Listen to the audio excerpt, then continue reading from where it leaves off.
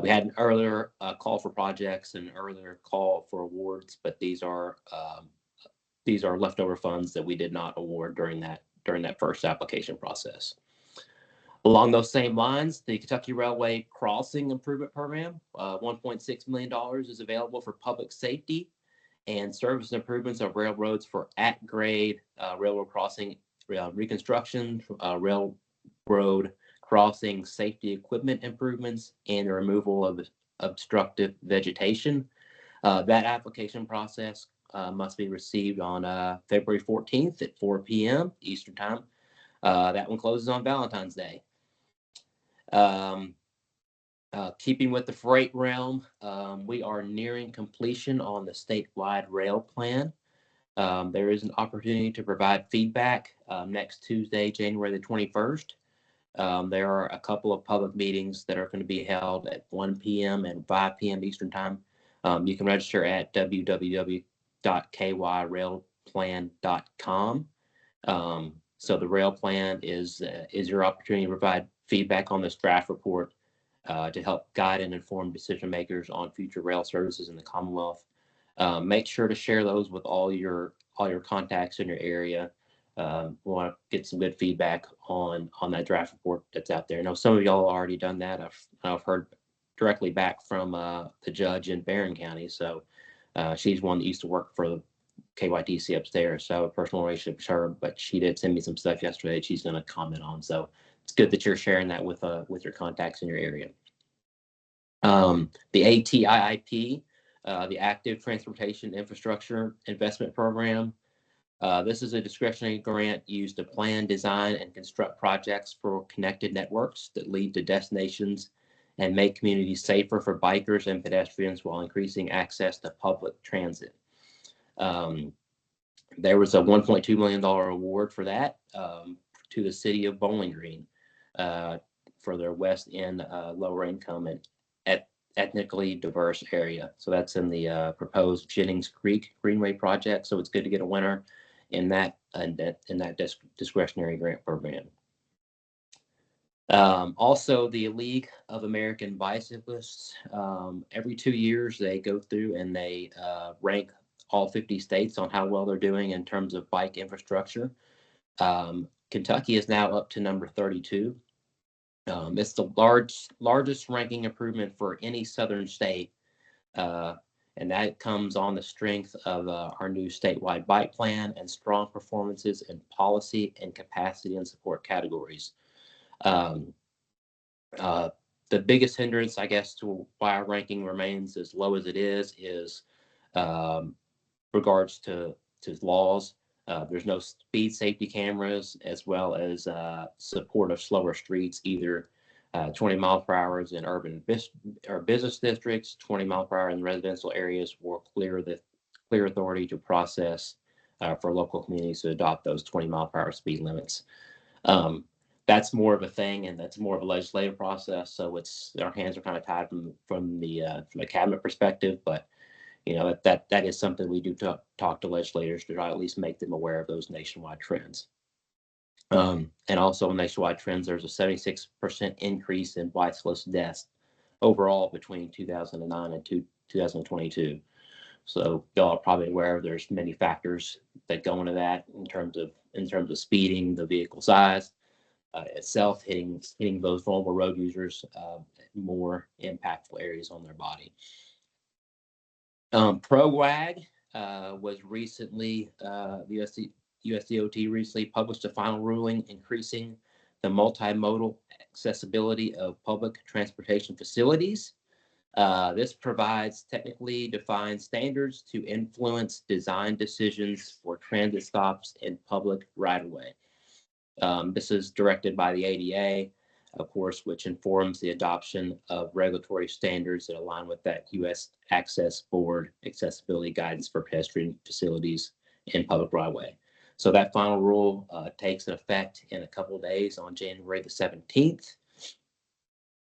And a couple other things here to note. The charging and fueling infrastructure discretionary grant that they recently announced their winners last week, and Kentucky had a winner from Louisville Metro. They were awarded a little bit over $8 million to install 40 level 2 stations in the city of Louisville, encompassing 184 ports and one urban charging hub at a retired coal plant that will feature a solar canopy generating power for the site. The good thing about that application as well is, we always talk about Justice 40 and that socioeconomic component. Looks like 25 of those 40 planned sites, planned stations, look like they're going to be in Justice 40 disadvantaged communities. So that's a really good percentage to hit on that. And the last thing, I will see if I can share my screen here. I will give an update on the EV charging program in itself.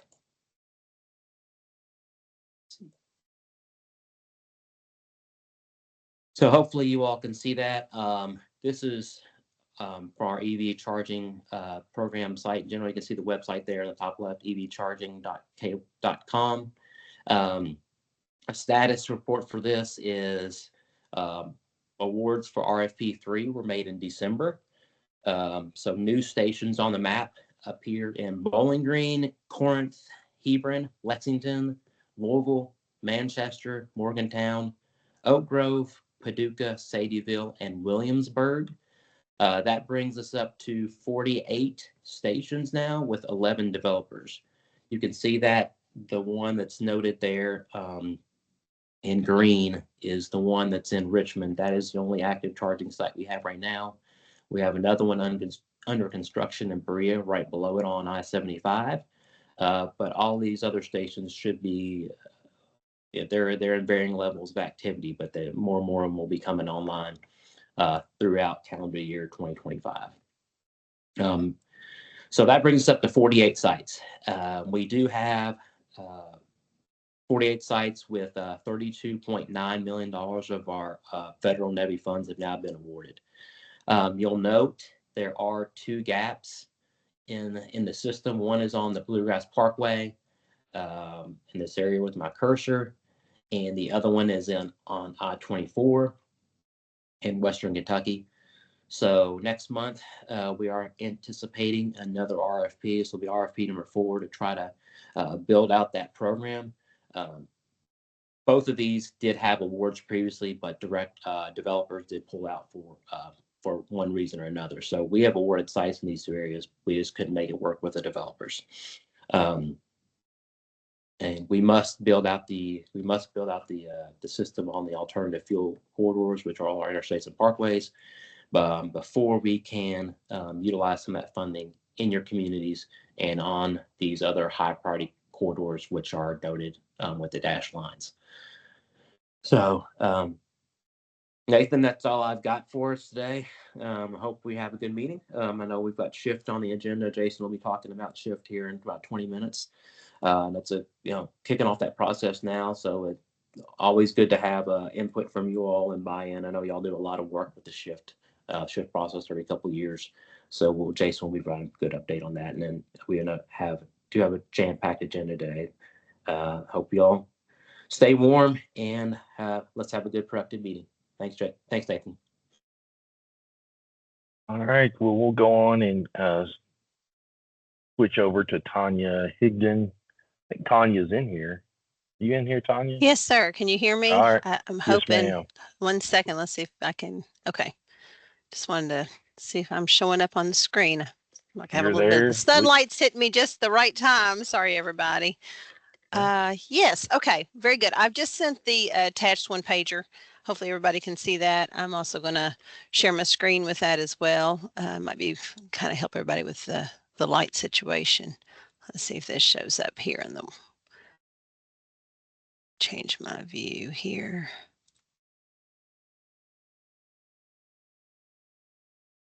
Can everybody see that?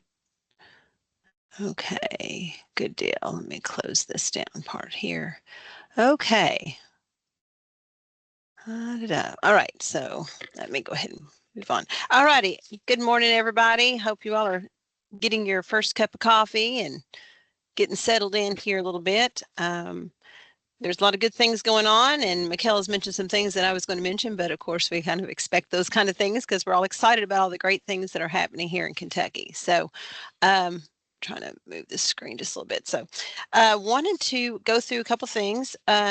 First, we want to mention, of course, there's a lot of things happening with regards to awards. We had some recent areas. I'd like to mention some of those.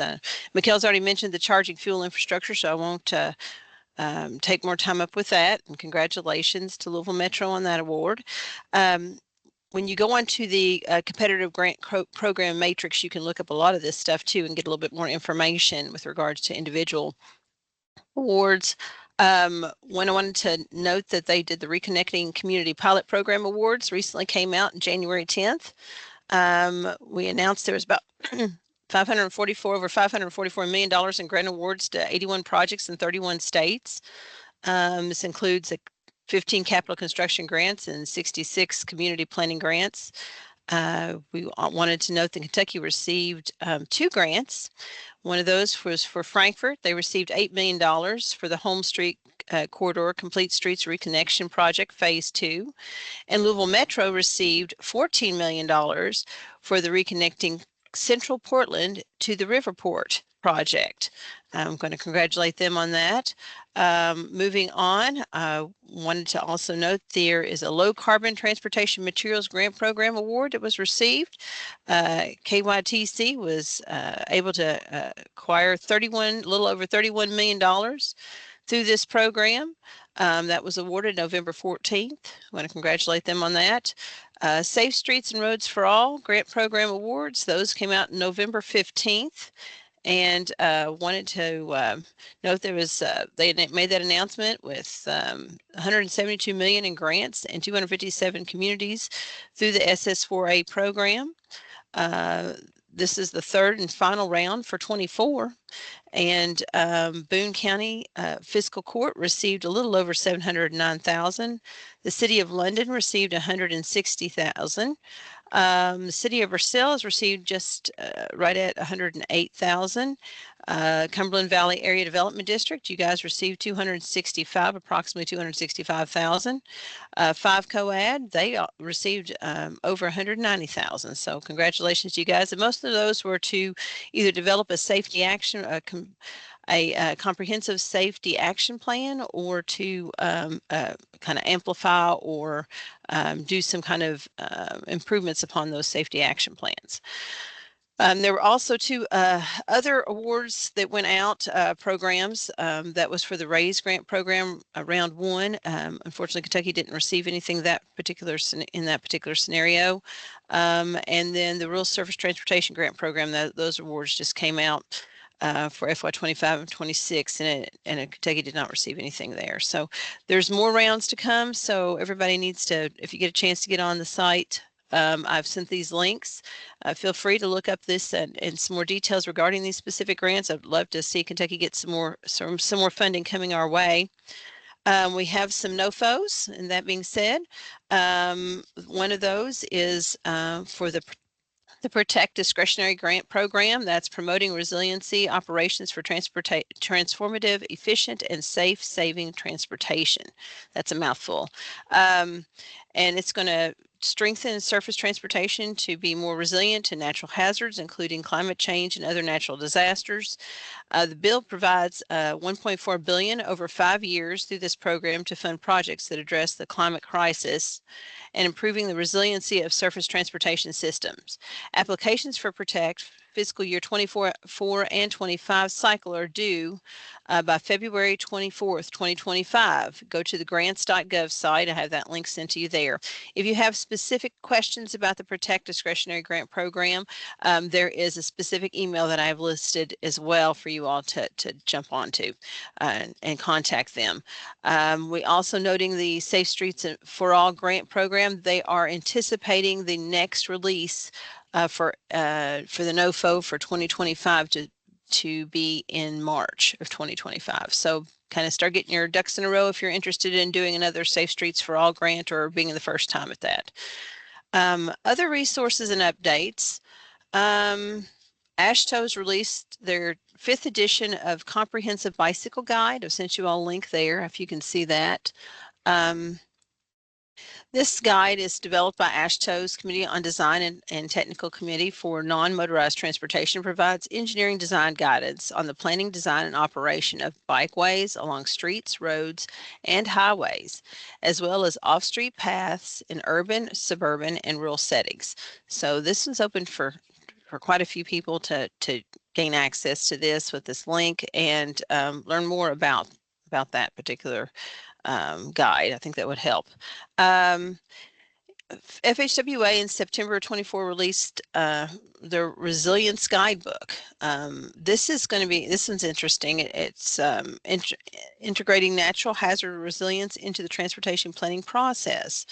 This resource was developed to help transportation professionals. It's going to include the state, it's going to be the MPOs, public transit, regional transportation planning organizations like area development districts build resiliency to natural disasters, extreme weather events, climate change, and address the mitigation of stormwater.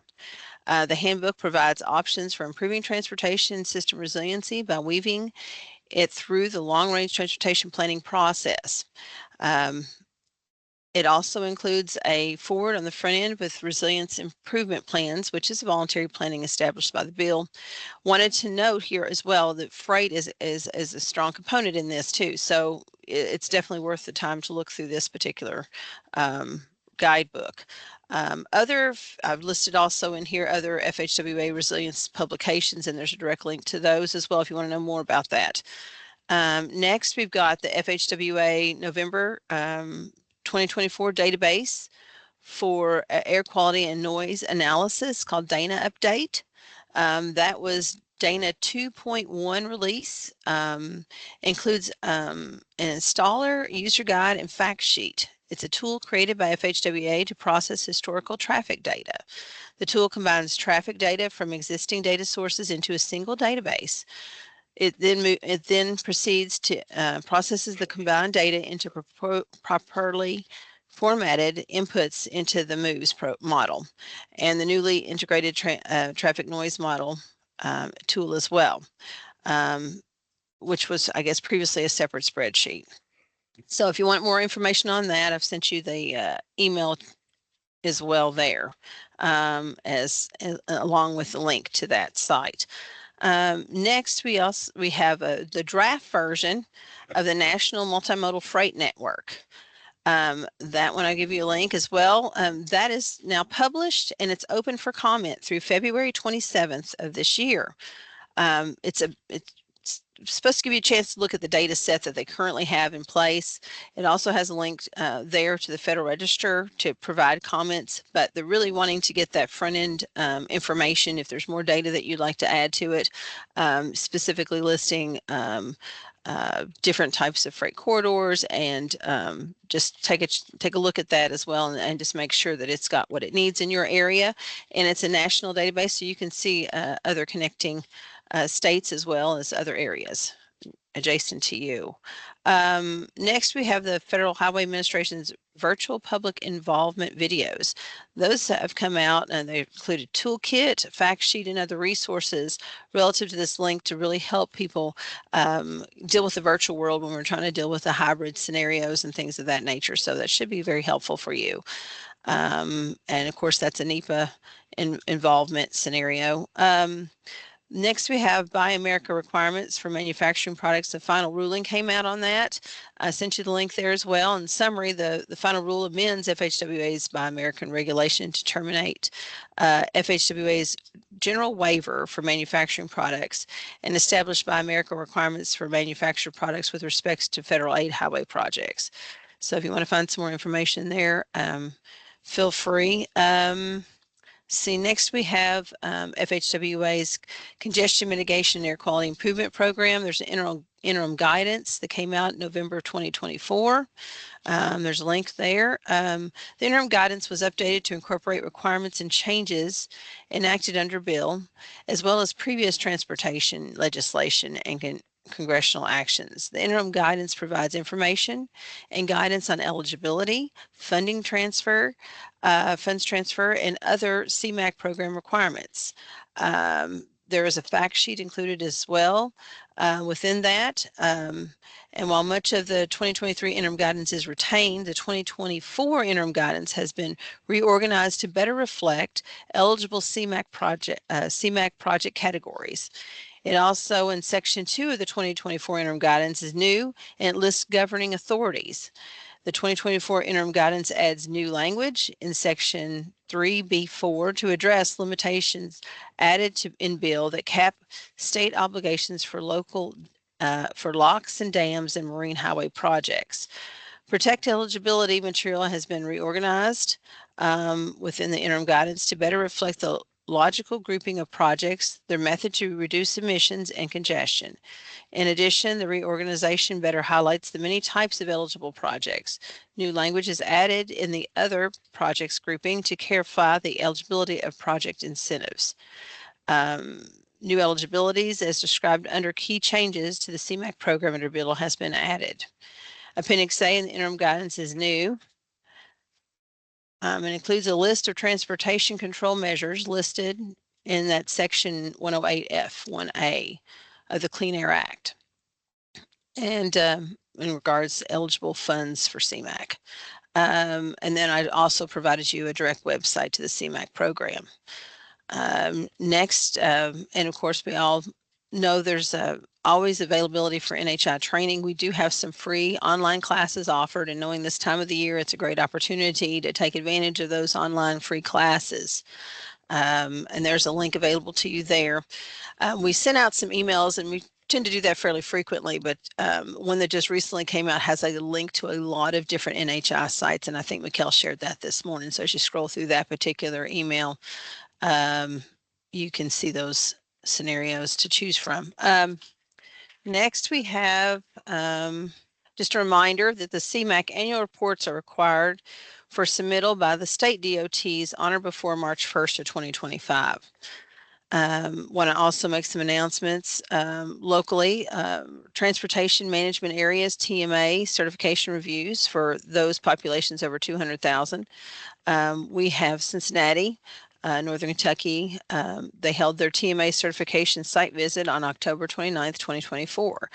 The current final report is being developed and in process. Next, we have the Evansville-Henderson MPO. They're going to hold their TMA certification review site visit on January 21st through the 23rd of this year. So that's upcoming. In regards to congestion management process, Clarksville MPO recently approved its first CMP, which is required for TMAs. Then we also have a Metropolitan Transportation Plan. Radcliffe Elizabethtown MPO recently approved their 2050 MTP. Congratulations to you all on that. Let's see, and Mikkel, of course, mentioned what I was going to mention as well with the League of American Bicyclists and the 2024 bicycle-friendly state rankings. Want to congratulate everyone that's been involved in working in the bike ped area, and getting ranked to number 32 is impressive, along with basically having the strongest or the largest ranked improvement of any southern state. So congratulations to everybody, and kudos to everybody on that. Wanted to also share some staff updates. Tyler Reynolds, he has joined our ranks, so we're more than welcome and excited to have him. He's our new environmental protection specialist here at FHWA Kentucky. So thank you all so much for your time, and I'm hoping that these links will be of help to you. Thank you, Nathan. Thanks, Tanya. I know Larry had raised his hand, Larry Cheney. Sure. I don't know if he had a question or not for you, or so Larry, if you're there, you have your question, just feel free to. No, I just put something in the chat about the Reconnecting Communities Pilot Program Award. That was a project that was actually developed by KYTC here in the district, and was submitted by KIPTA. So we have a partnership with KIPTA. Louisville Metro's contributed some money as well, and we received match for that. Almost, well, 45% of the match, roughly, is coming from the grant program, Economic Development Cabinet. All right. Thank you so much for the additional information there. I've noticed this, hopefully people are able to get to it. I know I'm sharing the one pager right now. If you can click some of those links, that'd be great. I've already sent the email to Nathan with regards to that one pager. So like Nathan had mentioned, he's going to put it on the, I think, the FTP site for everybody. If he can share that in an email or something too, that might be easy for everybody to get the links to it. But I'm surprised that you were not able to open the attachment. It's something about permissions. I had the same when I upload the document. It said I didn't have permissions to click on it, and that's what I was having trouble with. Okay, so. All right. Well, let me see what I can do on my end. I thought a PDF wouldn't be so challenging, but it could be. I'm probably going to save it as a Word or do the Microsoft to print or something like that, maybe, and save it some other way. Yeah, Tanya, what happens is that it's being shared through SharePoint, and nobody outside of the DOT can, outside the FHWA DOT can access it because it's directly through SharePoint. We don't have permissions within your SharePoint. Yeah, I'm not sure why it's doing SharePoint for it, but I'll work through that and get that to Nathan to where you can open it. Thank you. Thanks, Tanya. We're right on schedule. We're going to go right to the next presenter. I always asked the speakers to give me some bios, and Jason did not provide me one. So I made a bio myself. Thought about being cute and doing some funny stuff, but then I was worried about the repercussions, so I kept it very professional. Jason, no worries. So our next speaker is Jason Blackburn. He's the Assistant Director of Planning in charge of SHIFT. Prior to being the Assistant Director, he was a planning engineer in District 10. He's a graduate from the University of Kentucky and a proud resident of Pike County. So with that being said, Jason, if you want to take over and share your screen and start your presentation. Yep. Thanks, Nathan. Let's see here. Okay, I'm going to try to hurry up through this. I know 4 hour, it's death or 3 hour death by PowerPoint type situation. So I'll try to get through this kind of fast. As always, any body that has questions or whatnot, feel free to email, give me a call, things like that. Hopefully everybody can see that now. Got a few slides here, and we'll go through them. I should have ran through this before I sent it to Nathan just to make sure it was right. So if there's any errors and mistakes, you know how it is. It's me. I'm okay with it if you all are. Okay, it's time for SHIFT again, that's for sure. And we have done some changes and updates, that's for sure. And that's basically what I'm going to go through. Hopefully, if you're brand new to this, I know I've met with a few people. And so if you're brand new to this and have no clue about it, send me an email or something like that so that I happy to block off an hour or so to just kind of go through, more details with you so you can learn. But for everybody else, you're just getting this right here. Let's see here. Oh, there we go. Hey, 2026 updates and changes. That's cool, ain't it? Yeah, there's several, and throughout the PowerPoint, you'll see anywhere I've got this little highlighted thing generally means that, hey, there was some kind of change or update made, so pay attention. Okay, here's the process. Overall, it's the same thing that it's been for, we're going on round 5 now. So 10 years, it's the same. It's not really changed, but you can see that we've got some changes in 5 steps of the process. So lots of thanks. The first thing, and I don't know if anybody's noticed this or not, sponsorship is now live. Historically, I have, and I can't tell if anybody's, if you got any questions, just yell out. Because I don't know how to look and see about that kind of junk. Historically, sponsorship's not been opened up until mid to late February, if everybody can remember. I personally never really understood that either. So for this year, we turned it on January 1st. So it doesn't mean that you have to do them sooner, this, that, and the other, although would be much appreciated from a scoring perspective.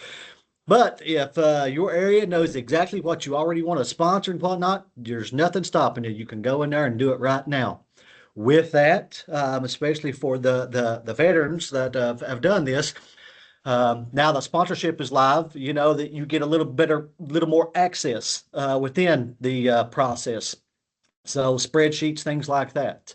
You can access and do some cutting and pasting and copying and stuff like and whatnot. So hopefully that'll help everybody. Definitely giving you all some more time, and that's because I'm taking time away that you'll see right here in just a moment. Here's kind of the generic schedule. And it's moved up by a couple of weeks. Most things is what's going on here. And the reason is down here at the bottom, you see we now have a mandated deadline on October 1st. Last year, our great legislature actually codified, so to say, shift. They put it in the law. And they said from this point forward, the Transportation Cabinet is to send a copy of all shift data to the legislatures by October 1st. So we have to have kind of the process basically wrapped up, all the scoring and whatnot, and then we've got to format it and send it to them by October 1st. So that's actually a good thing, in my opinion. It means that the legislators are taking it a little more serious. At least I hope they're taking it serious since they actually put it into law by name. So that's a good thing. But by doing that, normally, and just so you know, behind the scenes, we've done this for several years now since I've took over. But it's normally been more like the end of October is when we've sent them reports. But they've moved my time frame up by about a month. So I've had to squeeze everybody else just a little bit. And I'll send this out, or I'll send it to like Nathan and Thomas or whatnot, and to the districts, the schedule and a few other things. I'll send all this out as soon as this meeting is over with so that you'll have this and see this. And then we'll get this put up on our website as well. I think we normally do that. Let's see here. Okay, scoring. So one change, and it shouldn't come as no surprise. Historically, eligible, quote, and I don't know if y'all can see the camera or not. I'm doing the little air quotes, quote unquote, eligible things has been NHS routes, which are interstates, parkways, but there's a lot of other NHS routes. And so we would go through the whole scoring process and this, that, and the other. But if you go back and look, for every round, the only projects that come out are interstates and parkways. And it comes down to there's only so much money in that category, a couple $100 million, and one interstate project, could eat that whole budget. And so it's like, well, this is kind of a false advertisement to say that, let's score all the National Highway System projects. Even though we kind of know, and we've seen historically that they just don't move forward. They always end up going into that district, situation.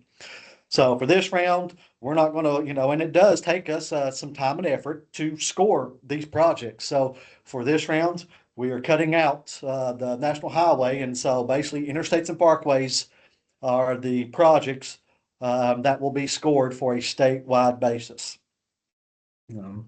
I mean, it is what it is. Shouldn't be. It's not going to really be much different. Moving on, I think. All right, there we go. So we'll get into the formula aspect of things and our scoring. The top ones basically stayed the same. We done a little bit of conversion, into a money situation. Value of dollar value perhaps instead of something else, but it's the actual process basically stays the same. Like I said, we'll take a dollar value at the end of it and convert it into certain aspects. The actual changes occur in these bottom two categories here, which is the non-motorized mobility and the resilience categories. Some detail for that. We'll start off with non-motorized mobility. And if you remember the last round, it's when we actually introduced a scoring for non-motorized mobility. And since it was the first round, basically what we did was sort of a blanket. If it was marked that somebody thought that they wanted a project that, that was going to add this or add that, you can kind of see the things here. They got those points. The higher a bike or pedestrian is how we scored them. So if you said that you were going to put a new multi-use path for pedestrians, and then you was also going to put in sharrows for bikes, you got the maximum 5 points for that project. And that was fine. That was our first round, and nothing wrong with that. But as with all things shift, we always want to, I say improve. Some people might say change, but I say improve. So with that, we're changing it up a bit. And we're doing a benefit estimation, basically, is what's going on here. It's no longer just if you think, this project might contain this, you automatically get points. Now we're starting to dive into, well, okay, that's great. But if you think you're going to put in a multi-use path, however, it shows that no one will ever walk on it, then that's probably not a good way. We shouldn't be giving points and doing these types of projects. That's not the best use of our taxpayer dollars. So basically, we have we've come up with a process, and this is, once again, we've taken a step forward. We're not saying it's perfect by any means. And we're already starting an improvement, situation for this, better data, type deal. But basically, for bikes and peds, we are going to, if you're familiar with sort of the way we do the economic thing, we kind of draw a bubble around a potential project, and then we use the community survey data, census type data. We see how many people are there, and just through some research, some federal level type research, TRB, NCHRP type stuff, and other states that we've went through, there's some processes out there to kind of forecast potential bike and ped usage for new facilities. And so we are kind of using those. We've tweaked them a little bit, and that's, calibrating, sort of this little model that we've kind of developed for location and weather, because Kentucky's different than California. You go out there right now, I don't know how many people are walking how many people walked 5 miles to work this morning. Probably not too many. So it's just some of those things. So we've had our great colleagues at the University of Kentucky who's worked on this, and at the end of the day, once this estimating is done, it's broken up into kind of these are some general categories, different names, whether it's bike or ped, but there's basically 4 categories. And through, once again, the various studies, through each of these categories represents sort of a dollar amount, from auto reduction. Well, what is the theoretical, air pollution savings, value that we're saving, by if people would walk, versus drive. And so it's those monetary type situations that ultimately gets applied, and each project is kind of given a dollar value. And then, like the other categories here, those dollar values, we'll rank those into, okay, here's kind of first place, second place, third place, or, the points, whether it's 5, 5.9, 5.8, or 4.9, 4.8, or whatnot. So like I said, I think it's taken a step in the right direction. And, we have to start somewhere. So, like I said, I don't know if anybody's asking questions or anything like that. But oh well, but that's how we're changing that for this round. Hopefully it's good. If you don't like it, let me know, by Joe's, and happy to go into a little more detail, whatnot with anybody. Next up is the resilience, and for the veterans, of course, resilience is broken up into 2 basic components: criticality and our, what we refer to as OMS, but it's kind of a maintenance aspect of things. OMS is our maintenance, our management system, kind of our record keeping system. And that's what we've worked on, and kind of a pretty cool idea that we're moving forward with. So once again, review last time, and ever since we've introduced this, and I think we introduced it in like the second iteration of this, maybe the third. I can't remember. I'm getting old, folks. It is what it is. But basically, we had a list of things that we keep track of, and this is only a subset. The cabinet keeps a record of everywhere everybody works, like on our maintenance crews. I can tell you, on this day that somebody went and picked up a dead animal on this road between these mile points. So we have all this data, but this was a big chunk of kind of reoccurring stuff. If we're every year having to go out here and mill and resurface or patch a pothole or whatnot in the same little stretch of roadway, then okay, we've got a reoccurring problem. So how we always did it was, if two of these codes come up in the same location within a 10-year period, basically you got those points, and it was an all or nothing type situation. Yeah, that's okay. One thing that was good for the initial thing, but we've come up with something better. At least I think so. Once again, and ain't it funny how I think a lot of things and they're happening. I don't know if that's good or bad. It is what it is. So here's what we're doing now, and it's what we call our maintenance modification factors. A lot of you all have perhaps been around, and so you know what crash modification factors are. And it's kind of built upon that theory. And so to try to make a long story short, once again, our colleagues and friends at the University of Kentucky has spent the past year developing these maintenance modification factors with those various categories. And as you can see here, basically what they do, they take before cost and then after cost, and then it gets real complicated. The formula here, the various treatments, how long they last, and then we're looking at life cycles over a 20-year life cycle. And it's basically, trying to say, okay, if we build, if we do nothing, we're going to have to resurface this road every so many years. And we know that, and that's going to be some cost there. Now, if we redo the roadway, if we rebuild the roadway, then we're going to have new pavement, things like that. And that's all taken into account in the cost of the project. But it's also going to save us some of that, treatment cost. Potentially. It could save or it could be more. And you can see some of that down in here. If the modification is zero, then the treatment is zero. Think of like dead animal pickup. It really no bearing. If we rebuild a new road versus not, don't get me wrong, somebody could get into, well, if you put up fences and blah, blah, but Mountain Parkway is covered in fences, interstates are covered in fences, and we hit a whole lot of deers.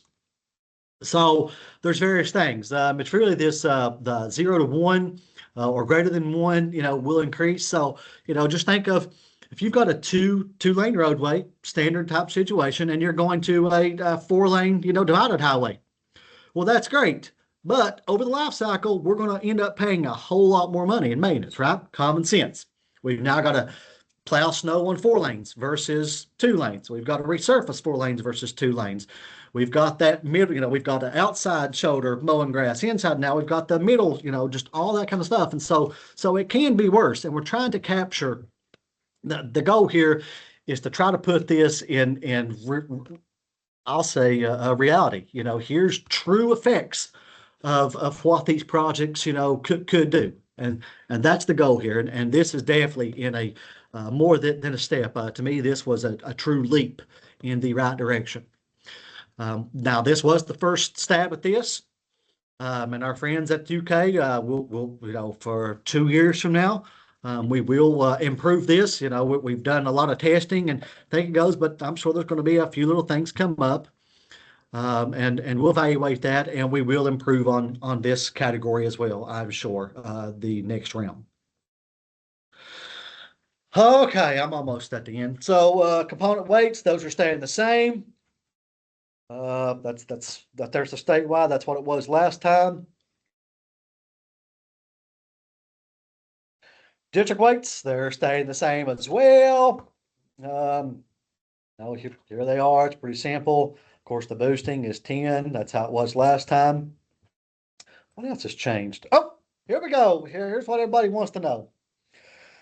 Sponsorship. Well, I didn't change sponsorship by Joe's, and I'll send these couple charts out in that same email that has a schedule. So basically, however many sponsorships you got last time is what you should be getting this time.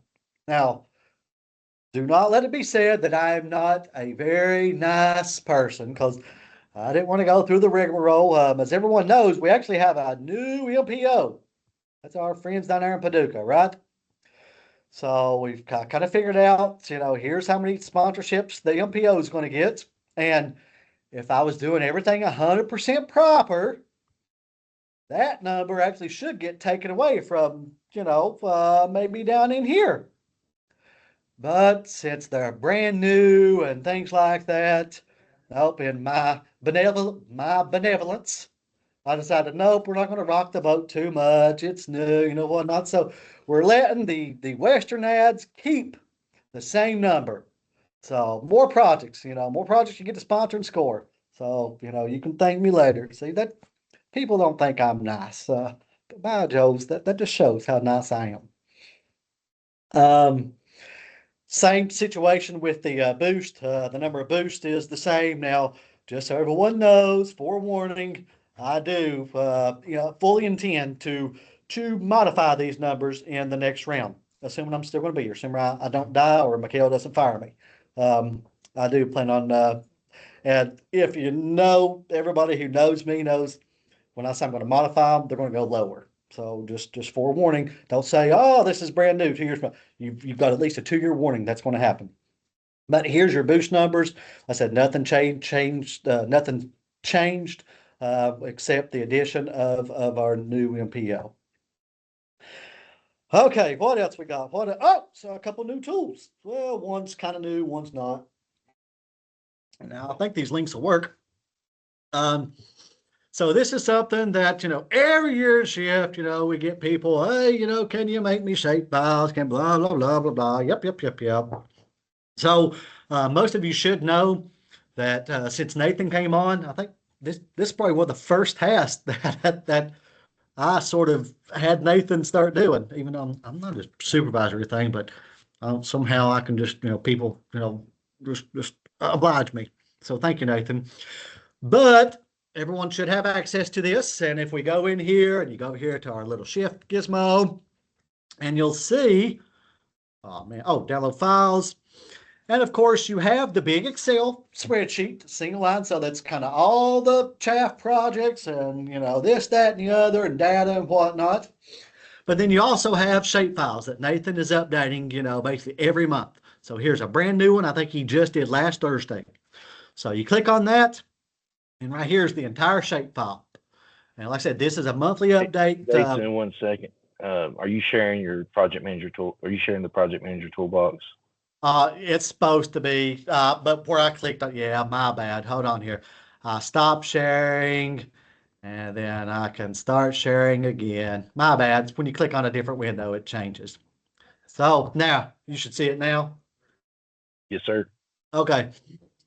So everybody has access to this, and you go over here to the main right, as you can see, shift, and then you'll come to these two things right here. And so, like I said, here's the spreadsheet where we house it. That gets updated actually every Thursday. This one gets updated.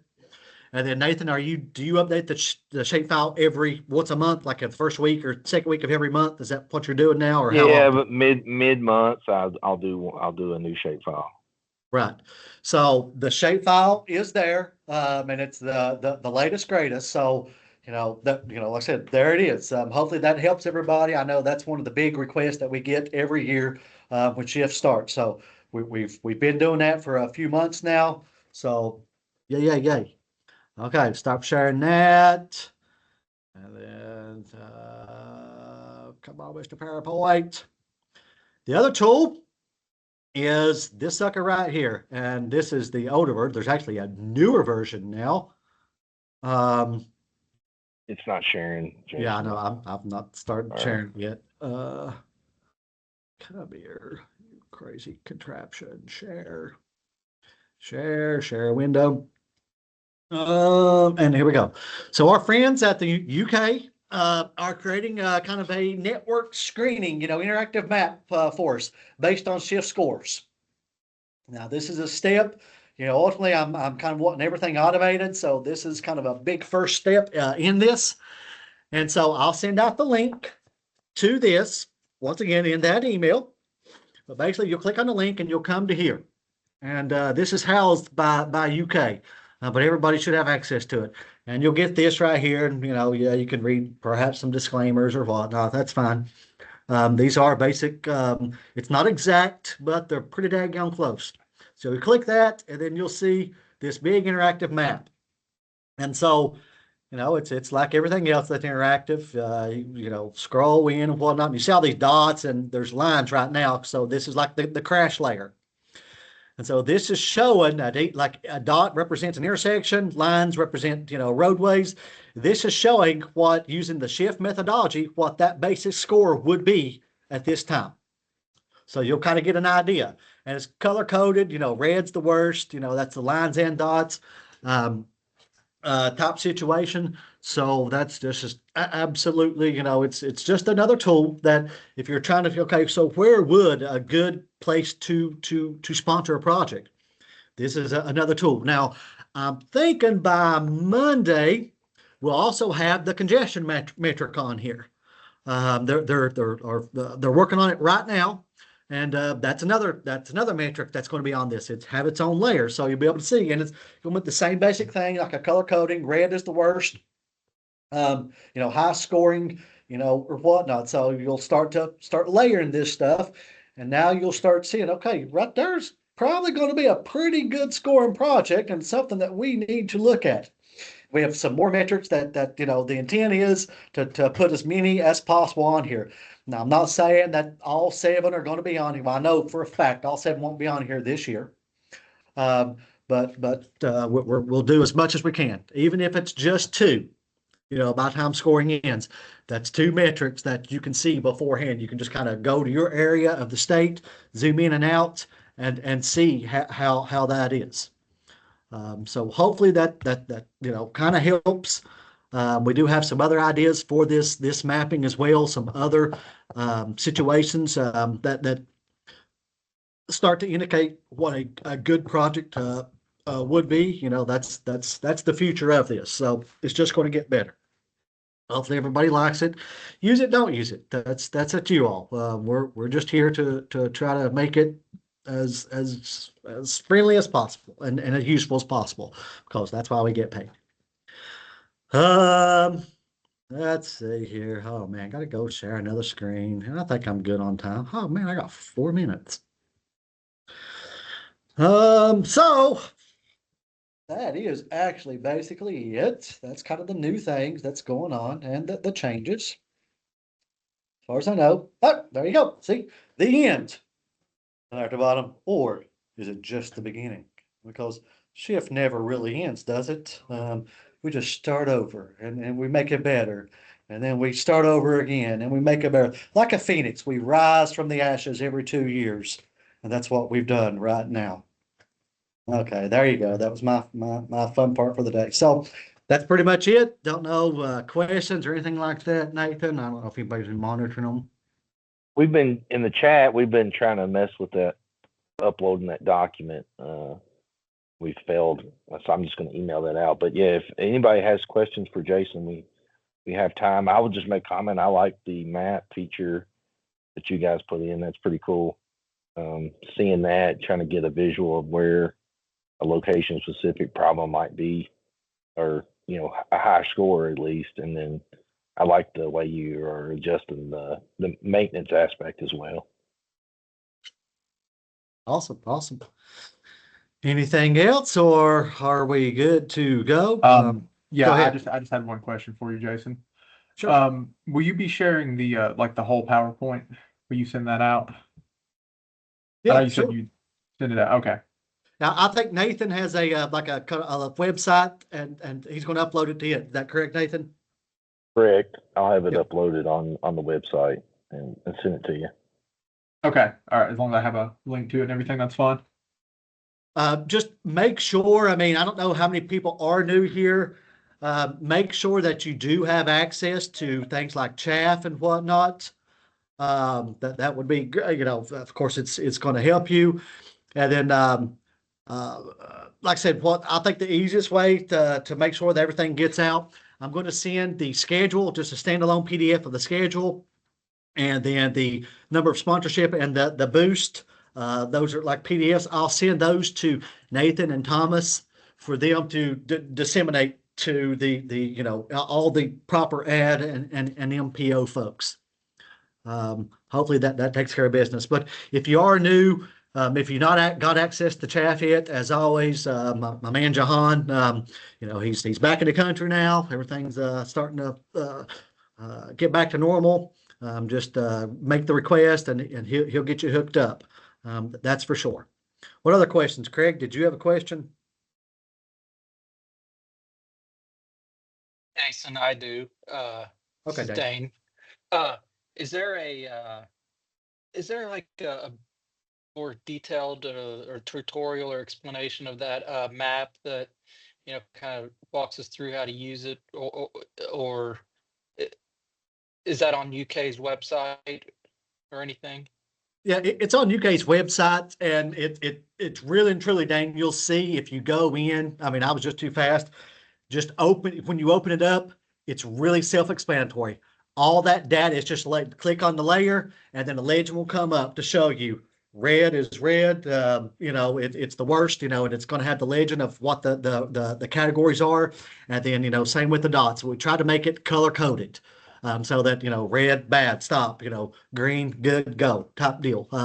But we can get into that a little bit, and that's for everybody.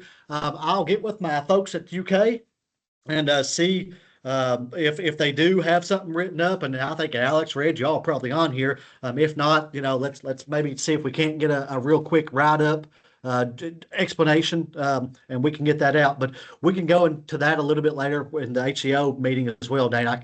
This evening when we have a little more time, we can pull it up and just to make sure that if there's any other questions, if that's cool. All right, that's perfect. I think seems like a cool tool. Well, of course, that's what we do down here in central office, Dane. We're here to help. You know that. I know. I appreciate it. Jason? Yes, Jay. Are there going to be any changes with the travel demand modeling portion of Shift?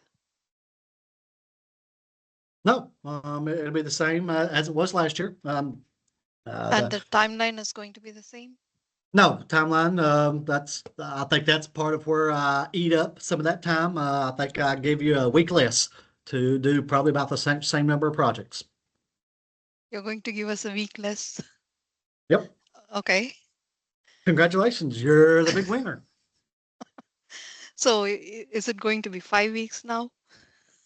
I'd have to look at the schedule. It's something like that, but that gets into where hopefully, Jay, like I said with everybody earlier, we've opened the sponsorship up earlier. So once and that's something I'll start monitoring. Once projects start getting sponsored, we could that process can start. So instead of waiting till March like we probably did last year, people, all these great folks on here, they can start sponsoring right now if they want, and it'll show. I'll see it. And I could send that project to you tomorrow. Say, hey, Jay, here's a project's got to be modeled. So we'll just have to see how it works out. Nothing I can do, man. Those legislators, wonderful people, but they sped me up, and I've got to eat some time somewhere. I had to come up with a month somewhere. And you chose us. Not just you all, our friends at UK, and Daniel. I'm going to overwork everybody. You know how it is. I'm a taskmaster. I'm gonna crack down on everybody. But the good thing is, Jay and everybody else, you've never failed me yet, right? We've always got it done. Thank Cheers. you, Jason. Yep. What else we got? Anything? I'm 2 minutes over, but more questions. Come on. I think I've got a break. I think everybody already took the break. Yeah, if there's any more questions, if not, you can take your break. We'll be back at 10:15. but yeah, good conversation. So, not, no more questions. We'll call it a break and come back at 10:15. And Jim, you'll be up if you want to get your PowerPoint up, and if you want to share your screen, you're more than welcome to. We'll see everybody back at 10:15.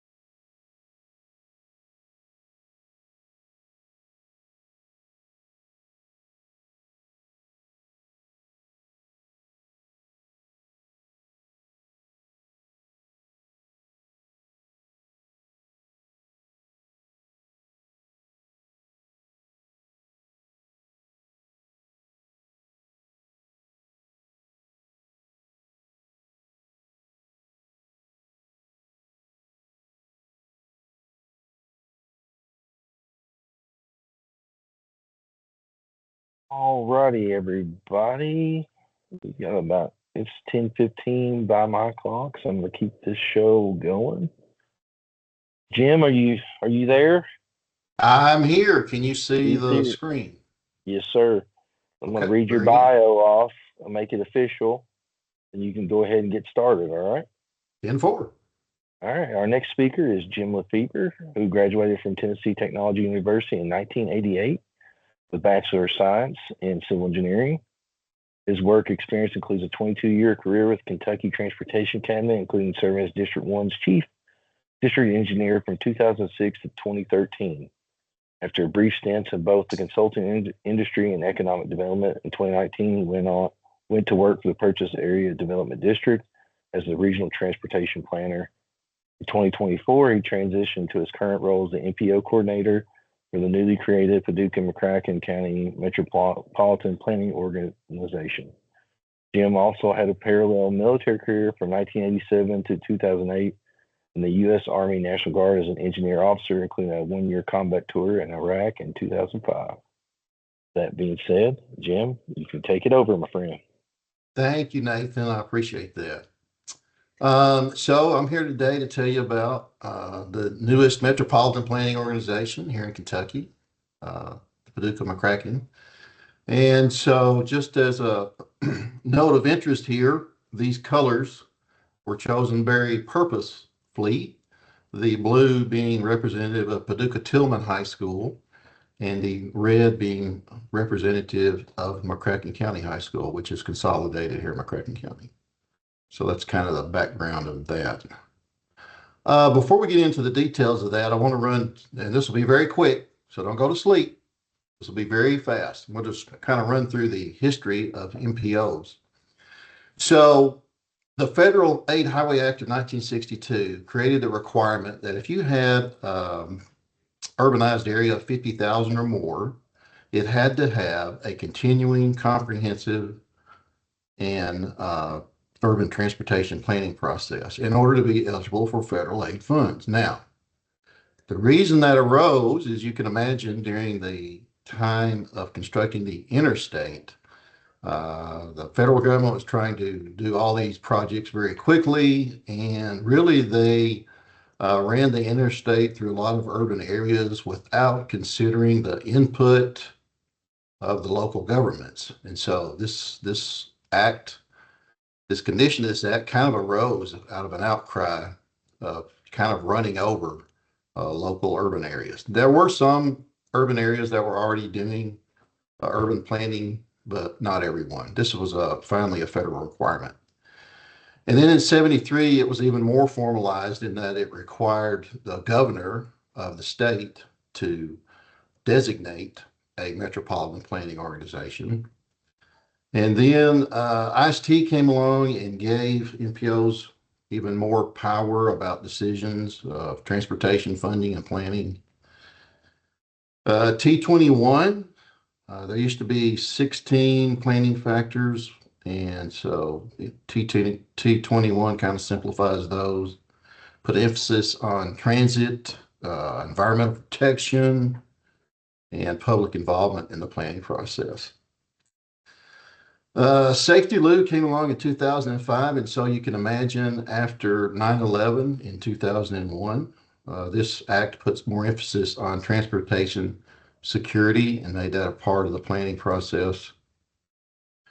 And then MAP 21, the key provision there was the MPO policy board or executive board had to include providers of public transportation because they're a critical part of the urban transportation landscape. The FAST Act added a couple more planning factors to consider for MPOs.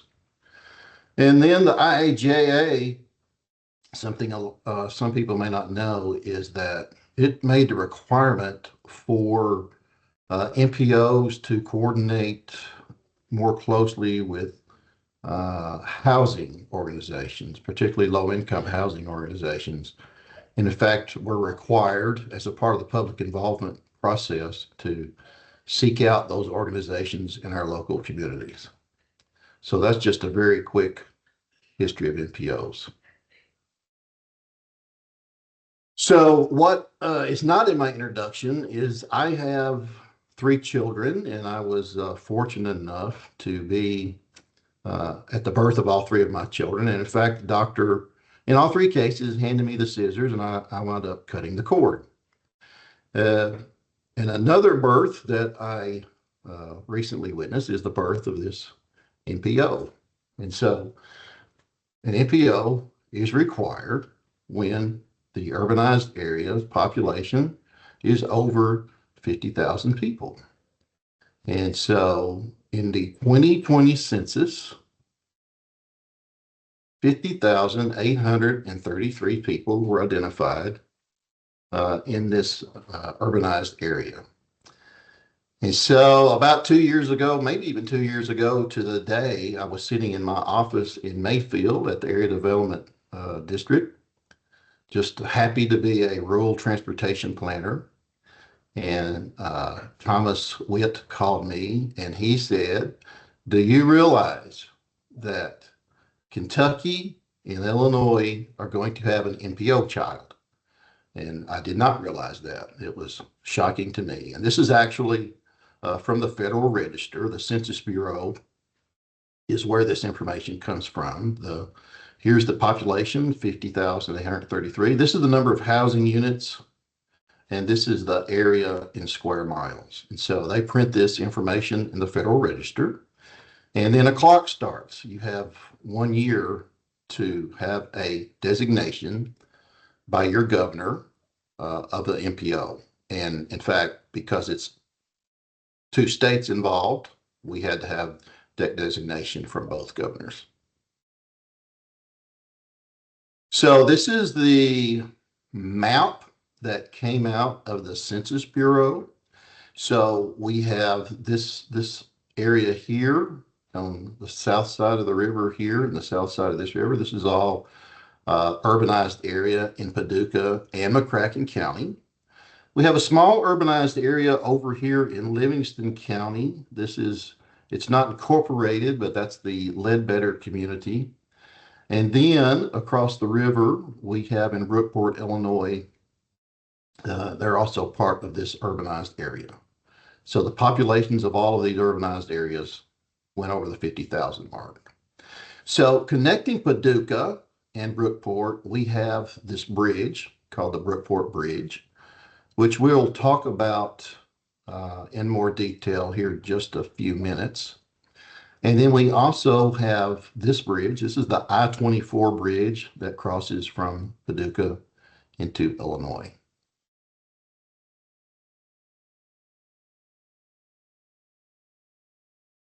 So as I mentioned, the deadline was a year from the date of that publication in the Federal Register. And so kudos to District 1. District 1, Kyle Pope, the district engineer, really took charge of this and planned a series of public meetings during 2023. That included the ad, because we were the transportation planning agency that represented the most people that were going to be in the NPO. It included with the mayors, the county judges of both the counties. A lot of folks came from Frankfort, from KYTC. A lot of folks from IDOT came to those meetings just to kind of plan out exactly, what the details were going to be of that NPO. And there was a lot of discussion about a staff agency, because there needed to be an administrative and fiscal agent for the NPO. So that could be a city, that could be a county. In many cases for NPOs, it is a regional planning organization. I think about maybe approximately half the NPOs do have a regional planning organization. Eventually decided that the ad would be an appropriate staff agency for the NPO due to our experience already with the Rural Transportation Planning Program. We already had established relationships with the Transportation Cabinet. And so it was decided that we would be the staff agency for the NPO. And so one of the decisions that they had to make is who's going to be on the MPO executive board. Now, different MPOs have different names for this organization. Some call it the policy committee. Some people call it the policy board.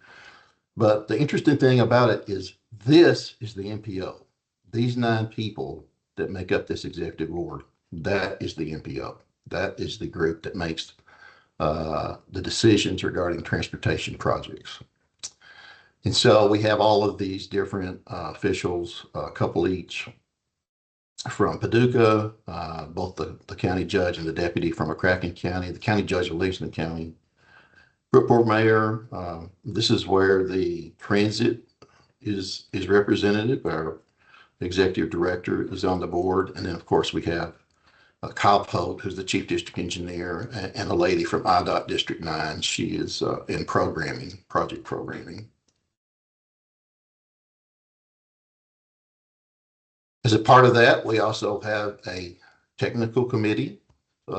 These are people that are more experienced in the technical details of transportation so that they can advise the executive board about projects and what are needed. So in McCracken County, we have the county road engineer and also a county planner, a project manager that works for McCracken County. For Paducah, we have the city engineer and also they have a planning department. So we have a representative from the planning department. Brookport is represented by one of their council members. Pats has a member on the board. The executive director of the Barkley Regional Airport is on the board. In Livingston County, we have a deputy sheriff that serves on the board. The executive director of the Paducah McCracken County Port Authority is on the board. And then the project development branch manager here in District 1. And then there's another a planner from IDOT District 9 who serve on this technical committee. This is just the voting members of the technical committee. We also have a large number of non-voting members. It's economic development people, law enforcement, chamber, major utility companies, just anyone that have an interest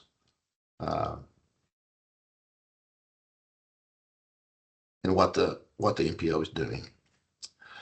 All right, so one of the things that the MPO has to make a decision on is what exactly are going to be the planning boundaries of the MPO, because those can be larger than, they have to include the urban area, but they also can be larger than the urban area. So on this particular map here, you have the red outlines what was provided to us from the Census Bureau. The green is provided by the Transportation Cabinet. One of the things that's required is the Transportation Agency has to go in and do what's called smoothing the lines of the actual urban area. So they have very specific rules that they follow. There was actually a presentation on this to one of our statewide planning meetings about maybe a year ago, something like that. So they have rules that they follow. Here's an example. If you see this little point here, this happens to be an exit off of Interstate 24. And one of the little rules that they have to follow is they have to either include all of the ramp or none of the ramp. And so the reason you have this little jag here is it's including the ramps on the interstate there. And so they smoothed the lines. They came out here and captured the regional airport. And then what they're trying to do is get the line out to a very defined geographical line, like a road, a creek, a river, a local government boundary line. And then the MPO executive board, in consultation with KYTC and Federal Highway Administration, had to make a decision on their boundary. And so if you can see this large blue shape, if you follow the river here, this is approximately, well, this is the limits of McCracken County. And then we go over and pick up this one block group, census block group, to pick up that Ledbetter, that urbanized area over in Livingston County. And then this was the Brookport Bridge I was referring to. So we go up and pick all of Brookport, and then 45 continues on and curves back and comes into I-24 at that location. And so we wanted to take in all of that so we can include the I-24 bridge. So this is the MPO planning boundary. Having the whole county represented kind of helps when you're talking about project locations. So there's not a lot of debate about whether that project is in the MPO or not in the MPO. All right, well, where does the money come from? So in Kentucky, they have a minimum distribution to smaller MPOs like Paducah. So that's $140,000. That's broken down to 80% is paid for by the Federal Highway Administration. 5% is paid for by the Transportation Cabinet. And locally, they have to provide 15% or $21,000. So the way we handle this in our MPO is that we have calculated the percentage of population that each of those local governments has within the MPO, McCracken County, Paducah, and Livingston County. So Livingston County only has 4% of the population, so they pay 4% of 21,000. And Paducah has 54%, and McCracken County has 42%. So that is broken down. All right, so IDOT by formula would typically only have $17,370 coming for Brookport. Brookport is a small city. Their 2020 population, I think, was 725 people. However, IDOT has some accumulated over the years excess planning funds, federal planning funds. And so for the near term, they're providing their small MPOs an additional $50,000, and they also are paying 100% of the 20% match that's required for federal funds. So IDOT is currently funding the MPO for $67,370. Now, we don't expect that extra $50,000 to continue indefinitely. At some point, they'll spend down their excess funds, but that's where the funding comes from. All right, so here's what we're doing currently. We have to have a travel model. KYTC is doing that through a consultant for us. They're working on that right now. The reason that's so important is the travel model is going to say, hey, over the next 25 years, where is the growth going to be? And what is the transportation system going to need to look like to support that growth? And that is needed to prepare this document here, the Metropolitan Transportation Plan, which is a 20 to 25 year long range plan looking at what does the system need to look like? What are the projects that need to happen over the next 20 to 25 years to support the travel model projections? The other thing we have going on right now is a transit study. That transit study is funded through our normal funding process that we get from these funds. It's documented in our UPWP, and this is looking at, so Paducah Transit does not have a bus stop system. They have a system where you wave your arm, and if it's safe to do so, the bus is supposed to pull over and pick you up. And so this transit study is looking at converting from a hail system to an actual bus stop system. And so we're in the final stages of wrapping this up, and PATS will be rolling that out here in the next couple of months. And then this document, this Metropolitan Transportation Plan, this long range 25-year plan, it's really a critical document for the MPO because it lays out the projects that are going to need to be completed over that 25 years. So from this foundational document, which is being written right now, project right now, funded by the Transportation Cabinet, consultant is doing that for us. And so it'll identify all those projects. And so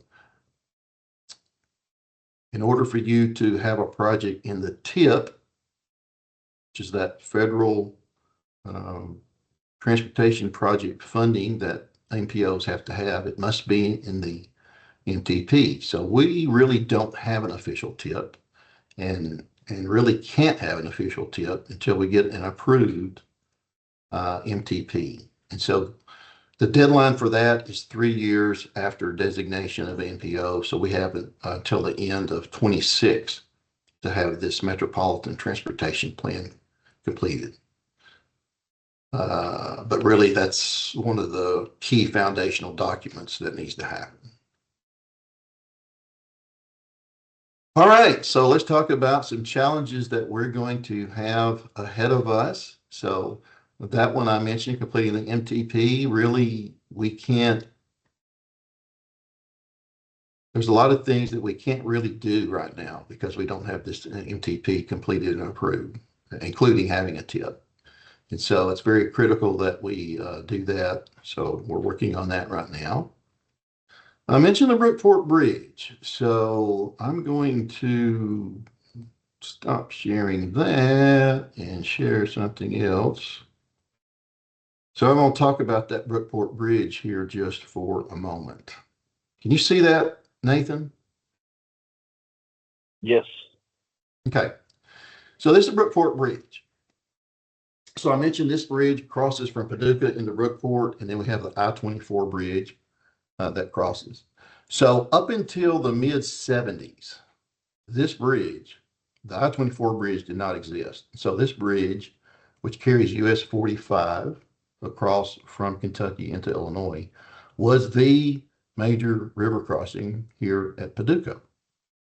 And so in the mid-70s, when the I-24 bridge was open for traffic, they did some renovation to this bridge. So this bridge was built in 1929, completed in 1929. And so it's almost 100 years old. So after they opened the I-24 bridge, they removed all the concrete decking from this bridge because it was carrying that amount of traffic. It was significantly deteriorated, and they also wanted to take that weight off of it. So this bridge actually has a steel grid deck. So because of that, anytime there's an icing situation, this bridge has to be closed. And because it has a steel grid deck, it's not really open for commercial traffic. It's for, passenger vehicle traffic only. Some things that are unique about this bridge, this span is the main span, and it's one thing that's a little bit unique. Instead of being out in the middle of the river, this is actually on the south end of the bridge. This is the Paducah side over here. This is actually the main navigation channel. It's the deepest part of the river right there. Now there's another navigational span toward the middle of the river, but it's not as wide as this. And one unique thing about this span is it is the longest simple truss span at 716 feet, maybe that's ever been built. Certainly in the first half of the 20th century, it's the longest at 716 feet. And if you notice right here, there's another interesting thing about this. It has a significant grade change right here at this point. And so this is a bridge, even though it's only vehicular traffic, is a significant transportation link. And so one of the things that we need to do, and we'll need Transportation Cabinet's help on this. Oh, the other unique thing about this bridge, unlike many of the bridges in which we share the cost between states, this bridge is 100% owned by Kentucky, and Kentucky is 100% responsible for it. So one of the things that we're going to need to do is we're going to need to figure out what is what's the future of this bridge? What is it going to look like? We really need, and I'm going to be talking to Mikhail and Steve DeWitt. We really need a transportation study that looks at this bridge and says, okay, we have this bridge here. What future does it have, or does it have a future, or what needs to be done in the future about this bridge? So that's a significant challenge. And then one of the other significant challenges is the population changes. We talked about the urban area. Well, the 2020 census said 50,833 people lived here. And this recent 2023 ACS data says, the population has decreased. It's only 50,625 people. So if this rate of population decline increases, then we're going to be real close in the 2030 census on the bubble of where we even qualify to be an MPO or not. And then one final thing that's not on here is during the last census cycle, there was a proposal by the Census Bureau to count urban areas if this number was, I think 100,000 was going to be the new minimum for this number. So there was a lot of concern among smaller MPOs that they would lose their MPO status if the Census Bureau was able to make that change. And so kind of the strange thing about that is the Federal Highway Act of 1962 has the 50,000 number. So it's kind of unknown what would happen if the Census Bureau changed their definition of an urban area, if the Federal Highway would follow suit with changing their legislation. All right, that's all I got, Nathan. Do I have any questions? Or in the chat, there was discussion on David asked why Metropolis was not included, and Steve did provide a answer that it was too far away from the urbanized areas. Something about number of jumps. You have any perspective on kind of Metropolis? Do they feel like Yes. they are left out and want to be included in future or anything like that? That's a great question. So the way I understand it, and I am by no means an expert on Census Bureau matters, but the way I understand it, these urban areas that the census adds together to make the 50,000 population, they have to be a certain distance. They can't be too far away from each other. So my understanding is prior to 2020, that distance was 2.5 miles. So as long as that next urban area was within 2.5 miles of the adjacent urban area, then it can be included in that total. But with the 2020 census, that criteria was changed to 1.5 miles. And in fact, one of our MPOs, the Henderson-Evansville MPO, Henderson, was dropped out of the MPO because of that closeness factor. Apparently, it was more than 1.5 miles to the edges of those urban areas.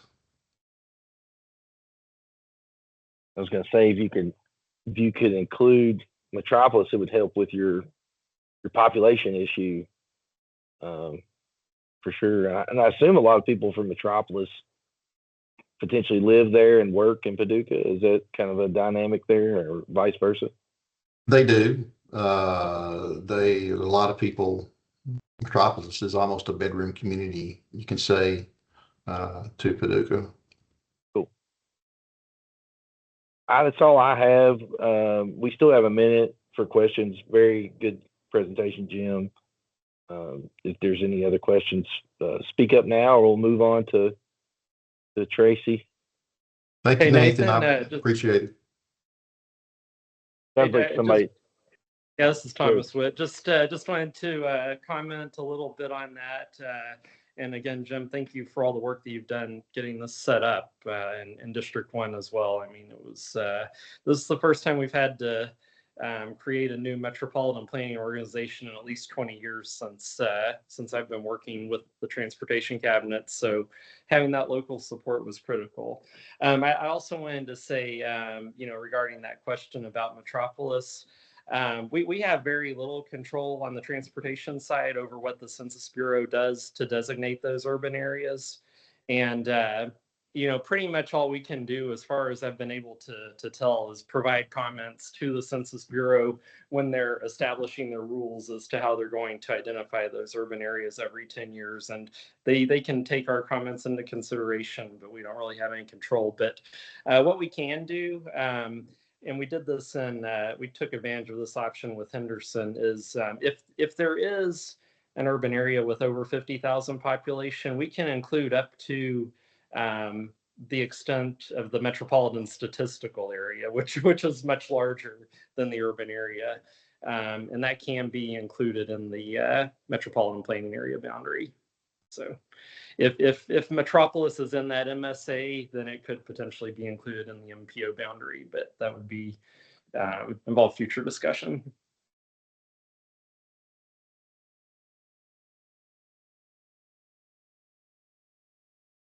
Thanks, Thomas. Thanks, Jim. We are on track. Tracy, are you there? I am. All righty. Are you ready to rock and roll? I think so. All right, good deal. I'm going to do your bio, then you can take over. Miss Tracy Novacek is an assistant state highway engineer for the Kentucky Transportation Cabinet. Ms. Novacek currently serves as the lead for the Cabinet's implementation of performance management. She has over 20 years of experience, including roles as a bridge designer, branch manager of pavement management, and director of maintenance. Ms. Novacek has led efforts to improve the management of pavement and bridges through prioritization, investment strategy, and preservation treatments. Go ahead, Tracy. Thanks, Nathan. And I'm so sorry for making you say my last name that many times. But you did a really good job at it. Can you see my screen all right? Yes, we can. All right, perfect. Okay. Good morning, everybody. I am going to talk to you today a little bit about transportation resiliency. And I'm going to cover some of the background, and then after break, I think Elizabeth is going to come in and talk about one of the projects we have right now and give you a little more detail on that. And then I'm going to switch over to a separate topic for the last half here, but we'll start with transportation resiliency.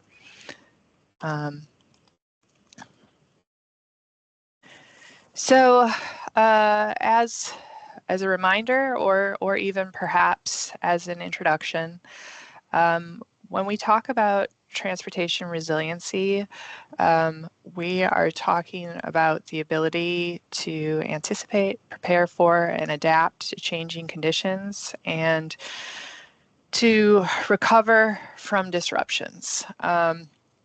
So what does that mean, disruptions? Typically, when we talk about disruptions, it can be anything from an incident on the system to a snow and ice storm. It can be a natural hazard. It can also be man-made events, anything from cyber attacks to bridge strikes on piers. It is a wide definition when we're talking about resiliency, and I just want you to keep that in mind, because as you see it nationally as a topic, it could go into anything from climate change to security. When we speak about this for the agency, by and large, we're going to be talking about natural hazard risks. And when we talk about Kentucky, and we look at what the natural hazard risks are for the transportation network in Kentucky, we're talking about flood, snow, wind, earthquake, heat, karst, landslides, a wide range of things.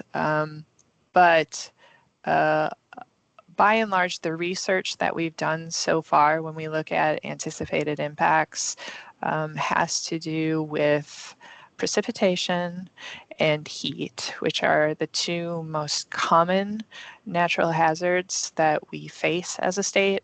Earthquake is certainly up there with them as well, but of course, the earthquake work is a little more complicated when we're looking at how to wrap that into what we're doing as well.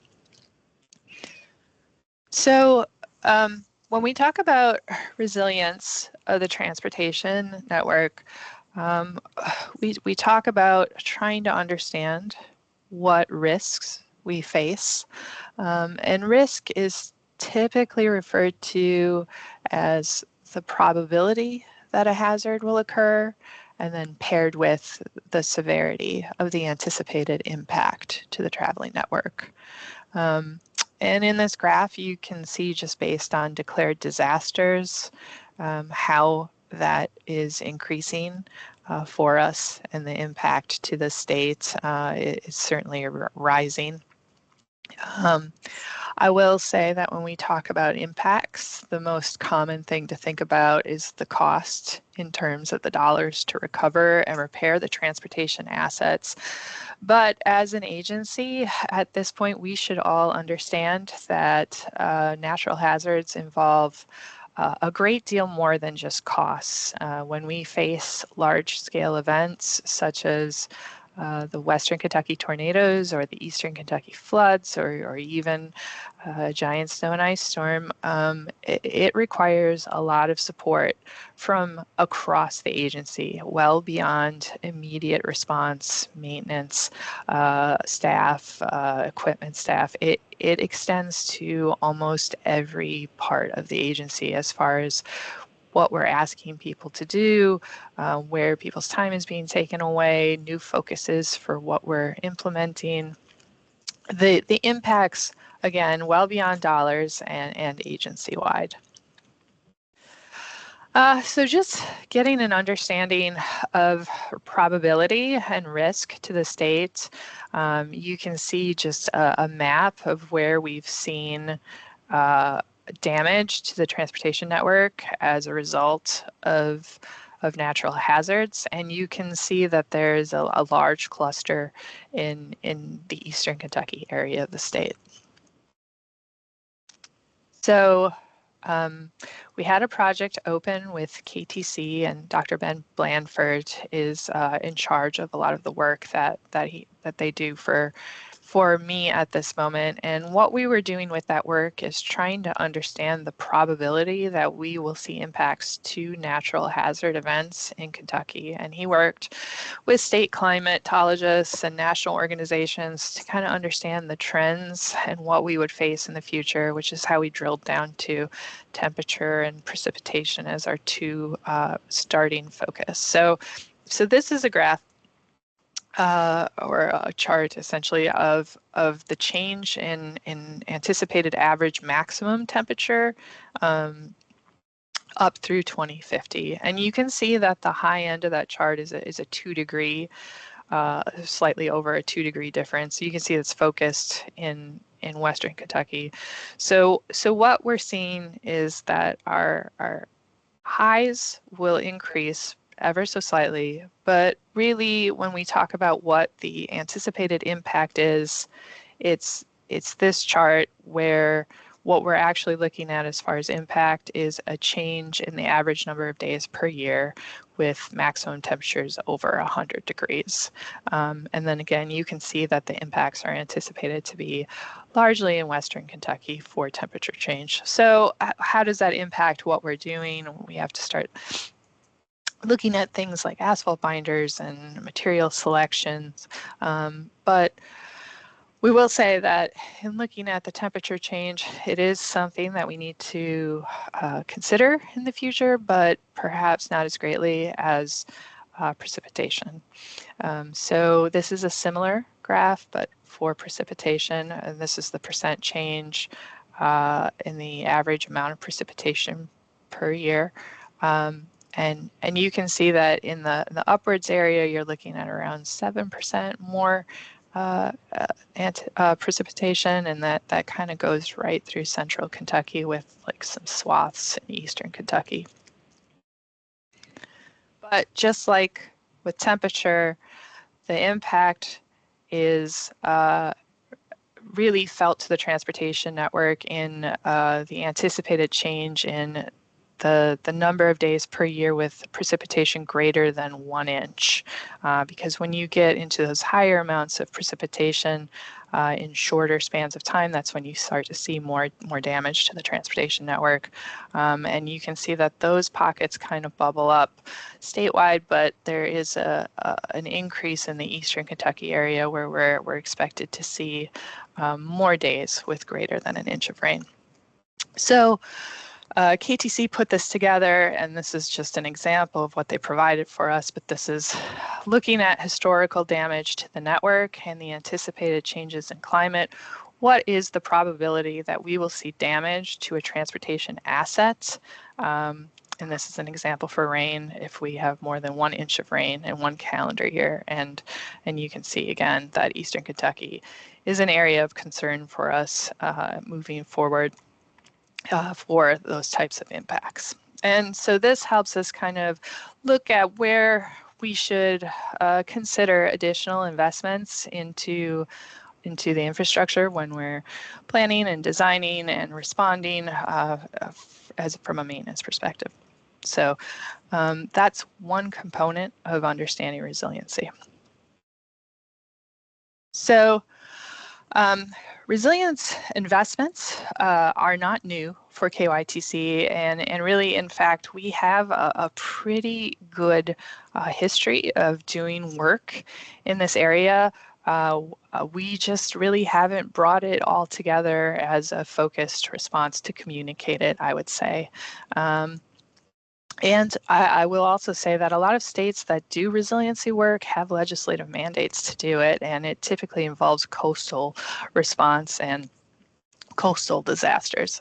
So given that we don't fall in that category, I think we have an impressive library of work already, if you will.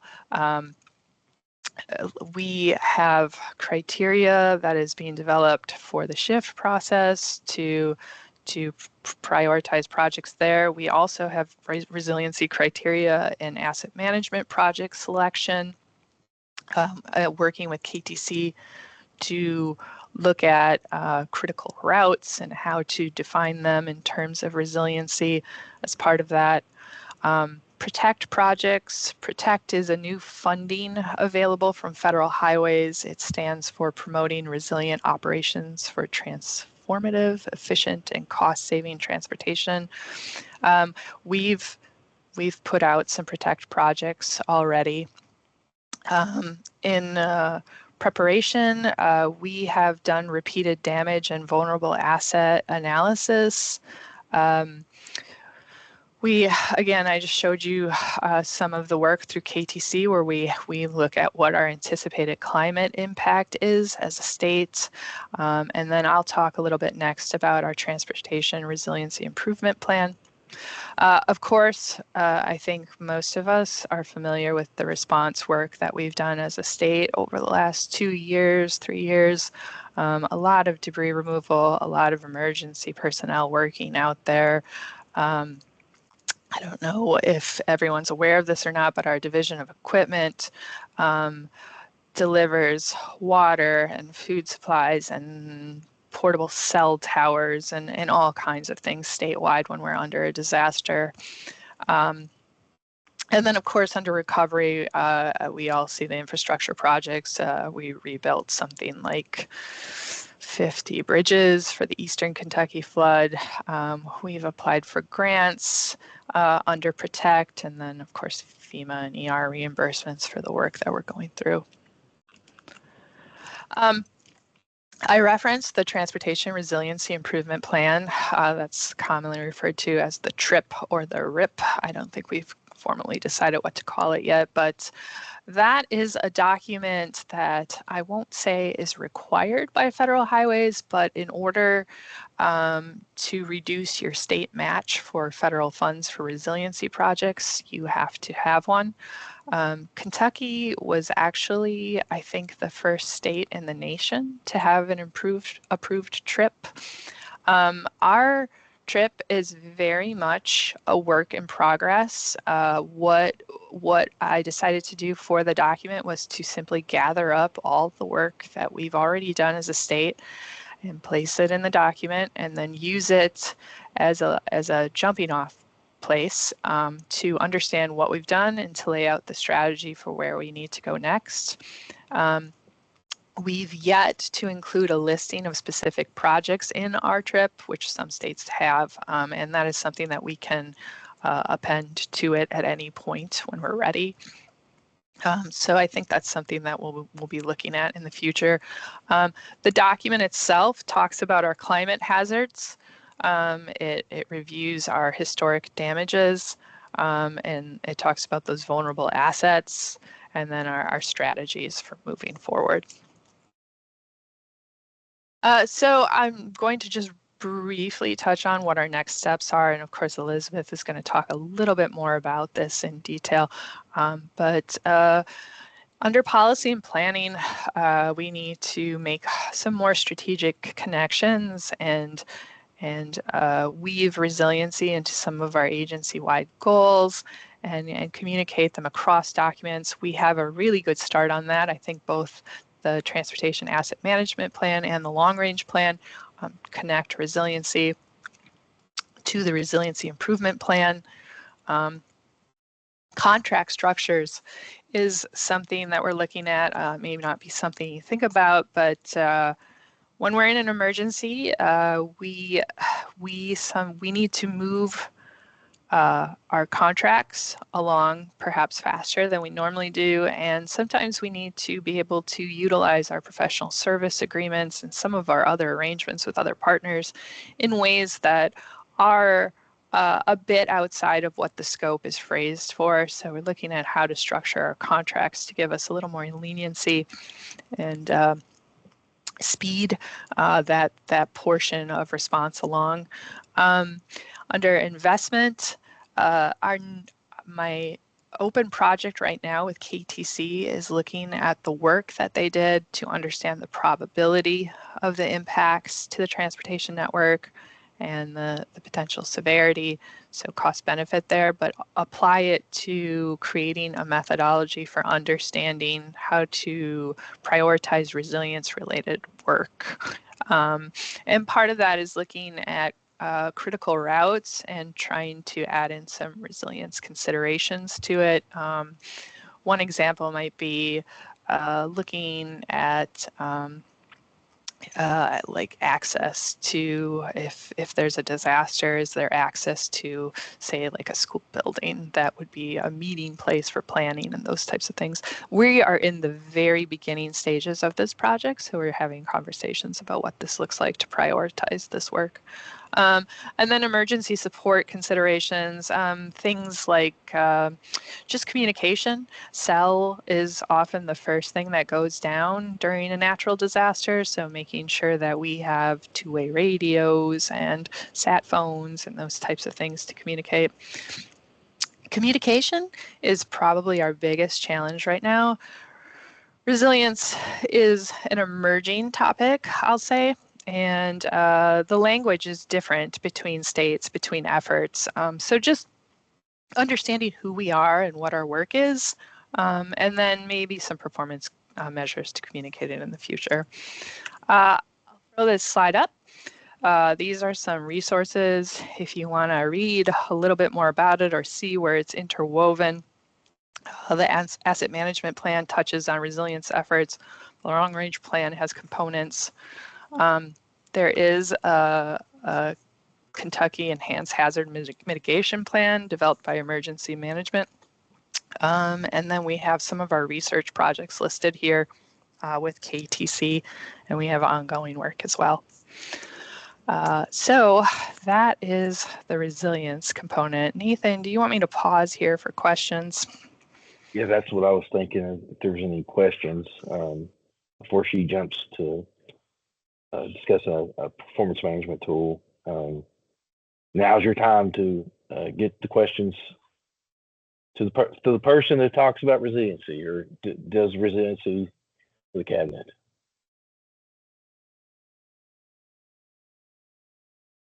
No questions? I guess one thing I was thinking in my mind, you may not have this answered. If you don't, it's okay. But, you know, as planners, you know, what is something in your mind that they should be thinking about in terms of resiliency that they can start looking at now with their projects? Is there anything that kind of sticks out with you or?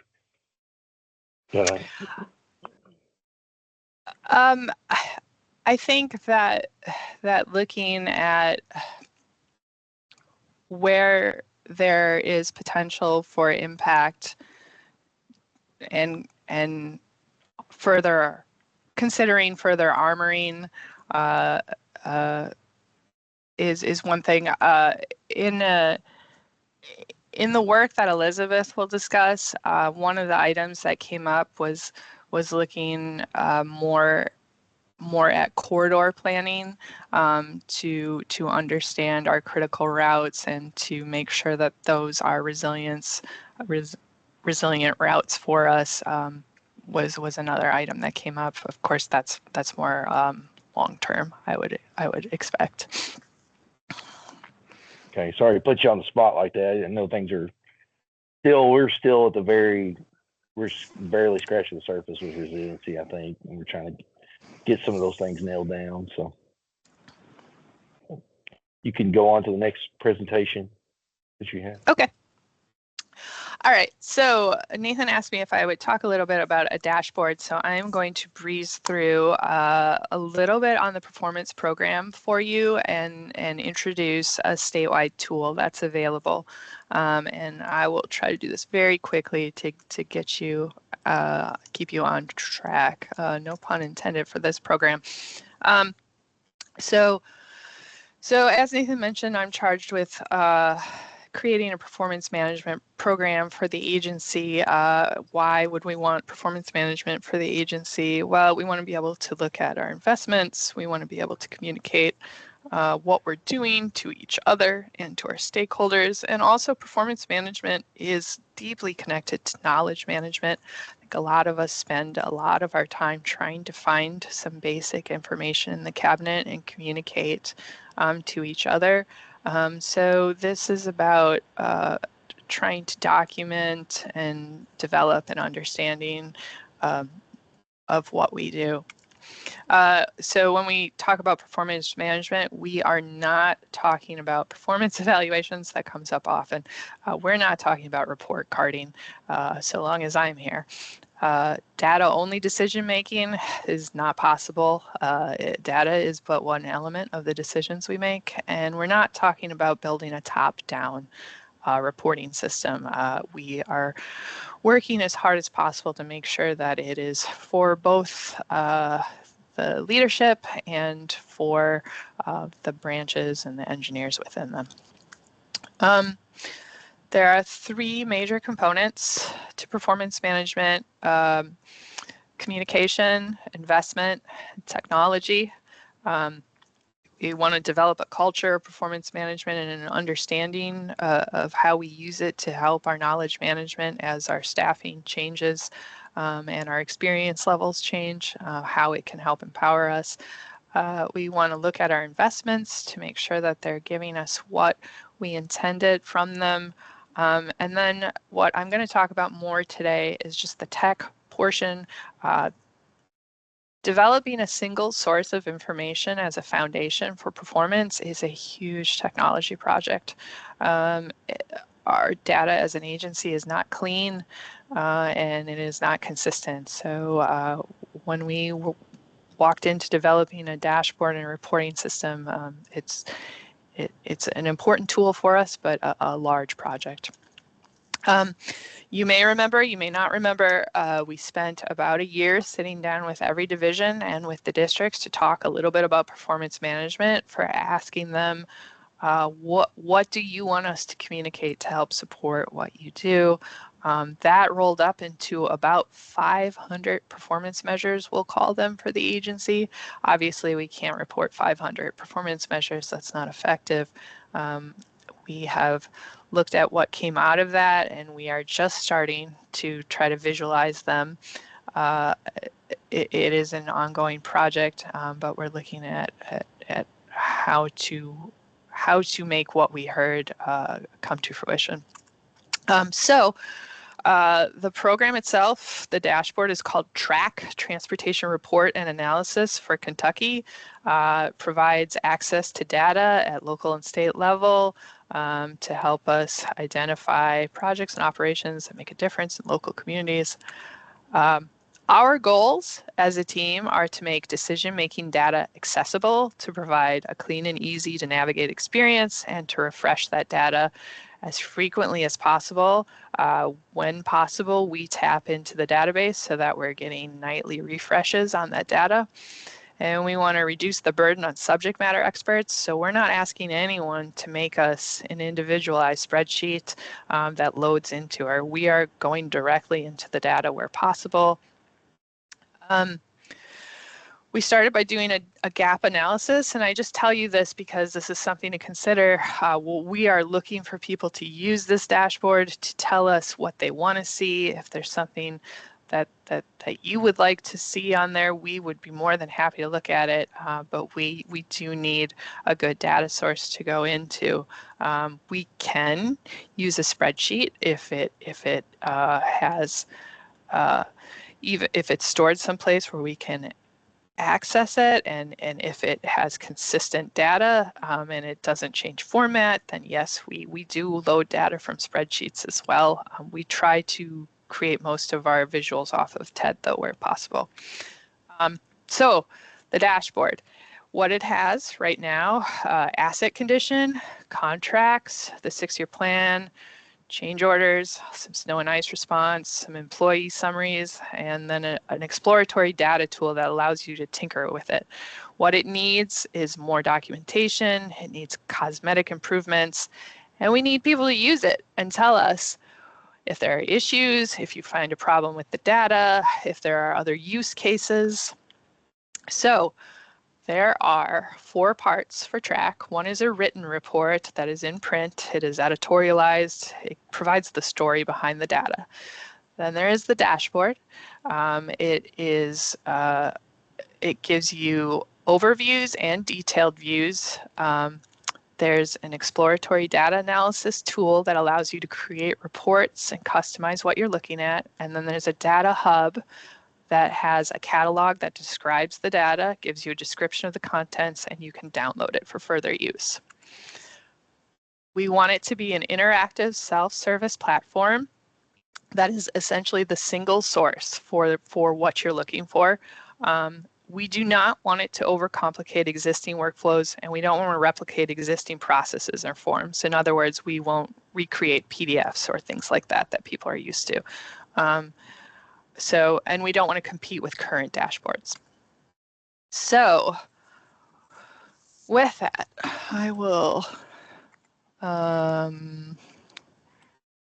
show you the dashboard. So this is the home right now. And you can see on the left-hand side, I have 2 minutes, right? So left-hand side, there are assets, so bridges and pavements. Tracy, I was going to tell you, you don't have to rush. You can take your time and we'll catch up. I hate to do that to people. You're but fine. we'll just, I'll show you some demos. So on the left-hand side, construction procurement has the number of projects awarded by year and then the value to those projects. And there's filters here. So we have something we call track programs. So you can filter by alternative delivery, bridge asset management, highway improvement, pavement asset management, rural roads, or safety. And then you can also filter by district. And that will change these graphs. And then we also provide a data view. I have to tell you that doing live demos is my least favorite thing to do. But so this is a data view where you can see all of the contract information, what's been awarded, project number, and you can do some filtering over here to find more information about the graphs. We have change orders, we have stuff on vehicle registrations by type. Under program management, we have the authorized dollars to date. One feature that's popular is the enacted plan. You can filter by fund code, by that track program, by that district to see the count of projects per year and the requested funding per year. And then there's also a data view for that where you can query against that. Loading, there it is. So you can do some filters against that to see the 6-year plan. Employee safety, highway safety. I'll show you bridges. You can look at bridge conditions. This is the conditions. There's mapping capabilities. The details tab will give you some historical summaries on bridge conditions here. And then there's, again, a data view tab where you can look at all the data behind it. I'll jump down here. So we have a tool called the Exploratory Data Analysis tool, and under it you can look at authorized data, procurement data, the enacted plan, expenditures, and then bridges. So if you pull it up, it gives you all of the data that you see in the above dashboard, except for here, you can customize your graph to what you want to see by setting your dimensions and your splits. And then there's like a scroll bar. So if you just wanted to look at what's available and say the biennium, you can set that. You can do some filtering down here and you can download it as an Excel file. The data hub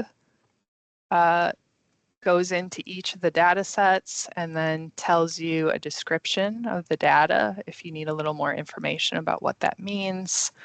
And then you can also, again, download the complete data set here. And right now we are also connecting the business services. So what we're trying to do here is point to where you can, where this data comes from. And we're trying to build it in a way that it doesn't need to continually be updated. So it gives you kind of a general point of where data is coming from. And then, of course, it links you back to it. So reports up here, an analysis tool here, a description of the data here, and then we're building out your business services.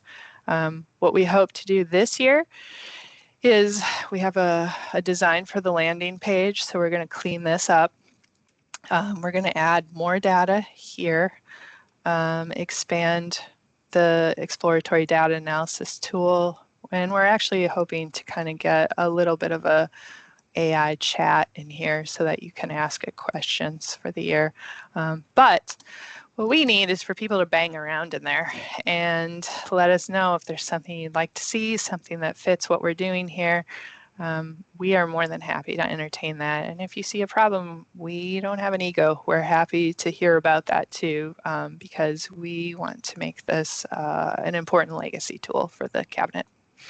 If you have any comments, you can email me, or there's a track email here that it goes to. And that's all I have, Nathan. Tracy, So you said for local, so ads and NPOs could use it as well, or is it just KYTC? Well, I'll tell you, it is currently available publicly, but not advertised publicly. Okay. So what we're looking for is kind of before we advertise it publicly, we're looking for comments. Like we want to tighten this up a little bit more than what it is right now. This is it.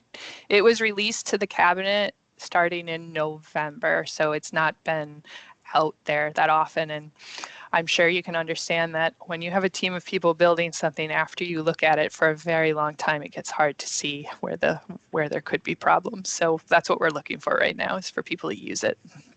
Do you want to put the link, can you link it in the chat? Is that okay? Or would you prefer to send? Okay. Thank you. Jeff had a question about Jeff Dick down District 8. I noticed on the projects you have CID numbers. Is there a chance you could reference the item number as well? That was his comment. So maybe Jeff, get in and play with it, and then send her some comments too. Might be good. But sorry, Tracy, to interrupt you. Oh, no. That's perfect. Yeah, we do put in the 6-year plan number for procurement. I'm fairly certain we do. Yeah, we have a search on, yes, oh, sorry, here's the 6-year.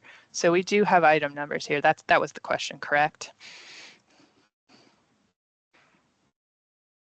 Jeff, yeah, I've tried searching that, but didn't seem to work. Gotcha. Okay. Yeah, I went to the 6-year plan number and tried to type in a project had been, it's in construction for a couple of years and it didn't come up. So I didn't know if it wasn't working or if it wasn't able to be searched that way. Oh, you should be able to search it that way. If you shoot it over to me, I'll take a look at it.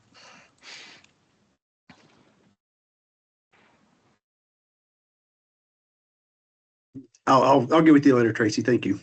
Yep. Anybody else have any questions about resiliency or track? All right. Thank you, Tracy, for coming in and presenting to us. We'll go on and take a break. If you haven't already, we'll be back on at 11:30. Tracy just posted the track into the track webpage into the chat box. Elizabeth and Chris, if you want to go ahead and upload share your presentation, have that ready to go.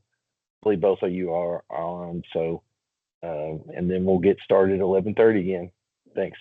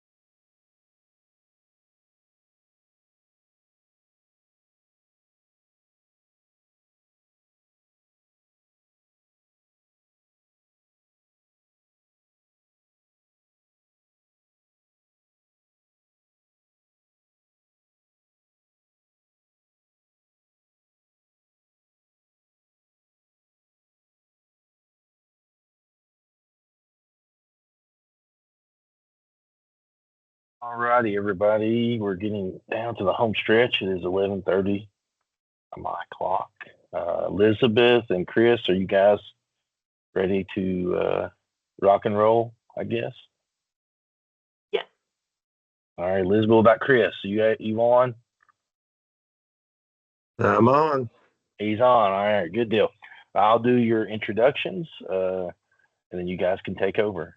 So, Elizabeth Clark is a transportation planner with WSP, where she has been involved in a variety of planning, safety, and traffic engineering projects with KYTC and other agencies across Kentucky. Prior to joining WSP, Elizabeth worked in the public sector at both Clark and KIPTA in Louisville. Elizabeth earned her bachelor's degree in history from Center College and a master of urban planning from the University of Louisville. She lives in Louisville, loves to travel with her family, and tries very hard to be a successful gardener. Dr. Christopher Dorney is the vice president in WSP's climate, resilience, and sustainability practice, and has been engaged in extreme weather and climate change adaptation planning for over a decade. Over this time, Dr. Dorney work has focused on helping DOTs and other entities understand their risks to natural hazards and enhance their resiliency. His work has involved contributing to many systems level climate risk analysis for transportation agencies, local governments, and other institutions. These analyses have allowed agencies/institutions to understand their vulnerabilities and risk to climate change and extreme weather and start prioritizing adaptive actions. Dr. Dorney has also been at the forefront of developing and implementing procedures for incorporating climate change. That being said, I'm going to pass it over to our folks at WSP. Thanks, Nathan. Can everyone see my screen okay? Yes. Perfect. I'm going to shut off my camera while I'm presenting, but always happy to put it back on for questions. All right. Well, thanks again for having us here today. Following up on what Tracy presented, we're going to talk a little bit more about the resilience kind of expansion, strategic expansion project and the recommendations, the process that we've been going through, and the communications toolkit that we've built out. And I do want to note too, this photo in the background is from a awarded Protect Grant application on Kentucky 15 in District 10. So just like Tracy said, resilience is everywhere, and it's a key part of what KYTC already does. Okay, so this project, the purpose was primarily to expand on the primarily research-based projects that have been done with KTC and the great disaster response work that KYTC has done, and kind of look into opportunities to incorporate resilience throughout KYTC's operations.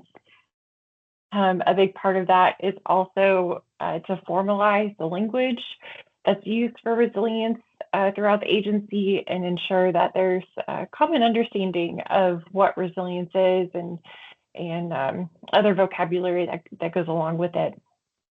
Also looking into developing goals, objectives, potential performance measures to track resilience successes and outcomes as well.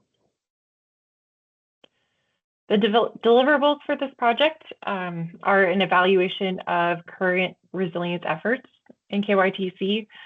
We reviewed all of the past projects done by KTC and had discussions with Nathan and other KYTC staff who have been involved in the FHWA ER and FEMA grant writing after disasters.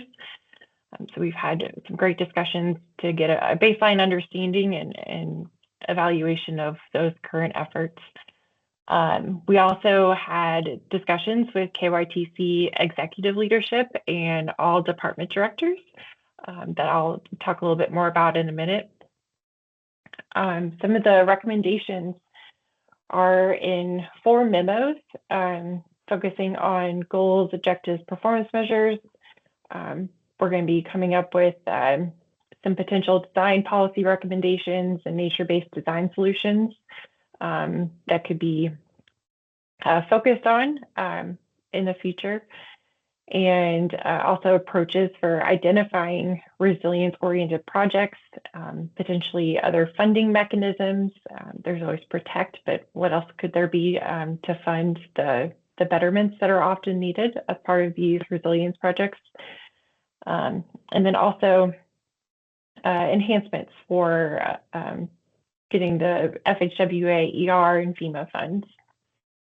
And then the final deliverable that we will showcase today is the communications toolkit, which consists of a key messaging document and a slide deck that can be used for internal and external audiences to talk about KYTC's resilience. So a key part of this project was understanding as an agency what the perspective was of past resilience efforts, kind of the current status of what KYTC is doing, and ideas on the future direction. So that was round one. We had 3 separate discussions, again, with the executive leadership and then project development directors and project delivery directors and maintenance directors as well. And then we followed up with that on some recommendations that we developed and got their feedback in round 2 of those meetings back in October. And we got their feedback on policy planning recommendations, project development, performance monitoring, and communications. And so we could hone in a little bit more on what strategies are really the next best step for KYTC to take in building out resilience through all of its operations. Some of the key takeaways that we heard is that KYTC already does a lot in the resilience sphere, but it's not always communicated as such, just like Tracy noted. So the communication of resilience was a just key highlight that really stood out when we talked to the leadership.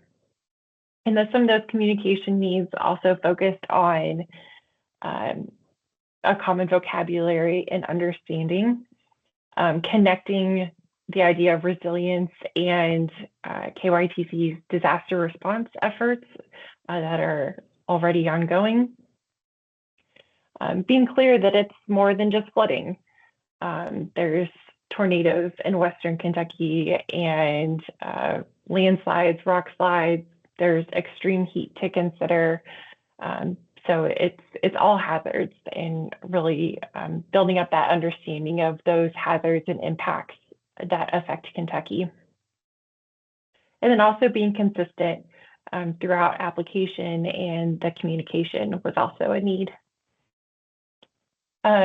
We also heard that this needs to be an incremental approach, that there's a lot of other factors. There's safety and cost. And so resilience isn't the only consideration when developing projects and delivering projects. So the idea is to start with some of the planning efforts, the policy efforts, and then kind of working consistently throughout the project development and delivery process to incorporate resilience. And finally, understanding really that there are investment factors where not considering resilience will cost more on those key vulnerable corridors where the risk is potentially increasing, or the probability of these hazards and disasters are increasing. So it's really figuring out where the investment matters most. So some of the preliminary recommendations for policy and planning are to add resilience statements and goals into the strategic planning documents, like the long-range statewide transportation plan, and also including resilience in corridor and small urban area planning, especially tied to those high risk, vulnerable corridors, if those are noted, that resilience can be included earlier in the process for those high risk areas. In project development and investments, adding again a resilience category to the scoping analysis to identify potential risk earlier in the planning process, and also considering modifying the shift criteria, as the critical roadway indicator is the current criteria right now, and so as more risk assessments take place for individual projects, that criteria might be able to be modified to connect a little bit more to resilience of those corridors. And also performance monitoring. We came up with quite a hefty list of performance measures that could be considered. Again, as Tracy noted, there's a lot of data considerations that play into these. So that's something that I know KYTC wanted to look at further in the future, but not necessarily immediately. And then again, communications, coming up with that internal documentation to communicate what resilience is, what it means to KYTC, where kind of the forward-thinking thought for resilience efforts, and that's the communication toolkit. And then also promoting KYTC successes, both internally and externally. This could be through social media, press releases, something like the Eastern Kentucky flooding story map that was created. So just promoting those successes, again, with that consistent language about resilience. And then disseminating information through a central portal, like a web page, to, again, just connect everybody to the resources that KYTC has and will build in the future. So for the remainder of the time, we are going to show you a preview of the communications toolkit, which is essentially a slide deck for this purpose. And again, it can be used for internal, external audiences, modified as needed to fit those audiences. But basically, the three main purposes of this: to establish that baseline understanding, outline the problem of the threats that impact Kentucky's transportation system, and communicate how KYTC incorporates resilience into its work now and in the future. So there's 4 sections of this toolkit: the explanation of resilience, the hazards, the resilience efforts, and looking toward the future. I'm going to toss it over to Chris Dorney, who's going to talk about what resilience is and the impacts that are facing Kentucky.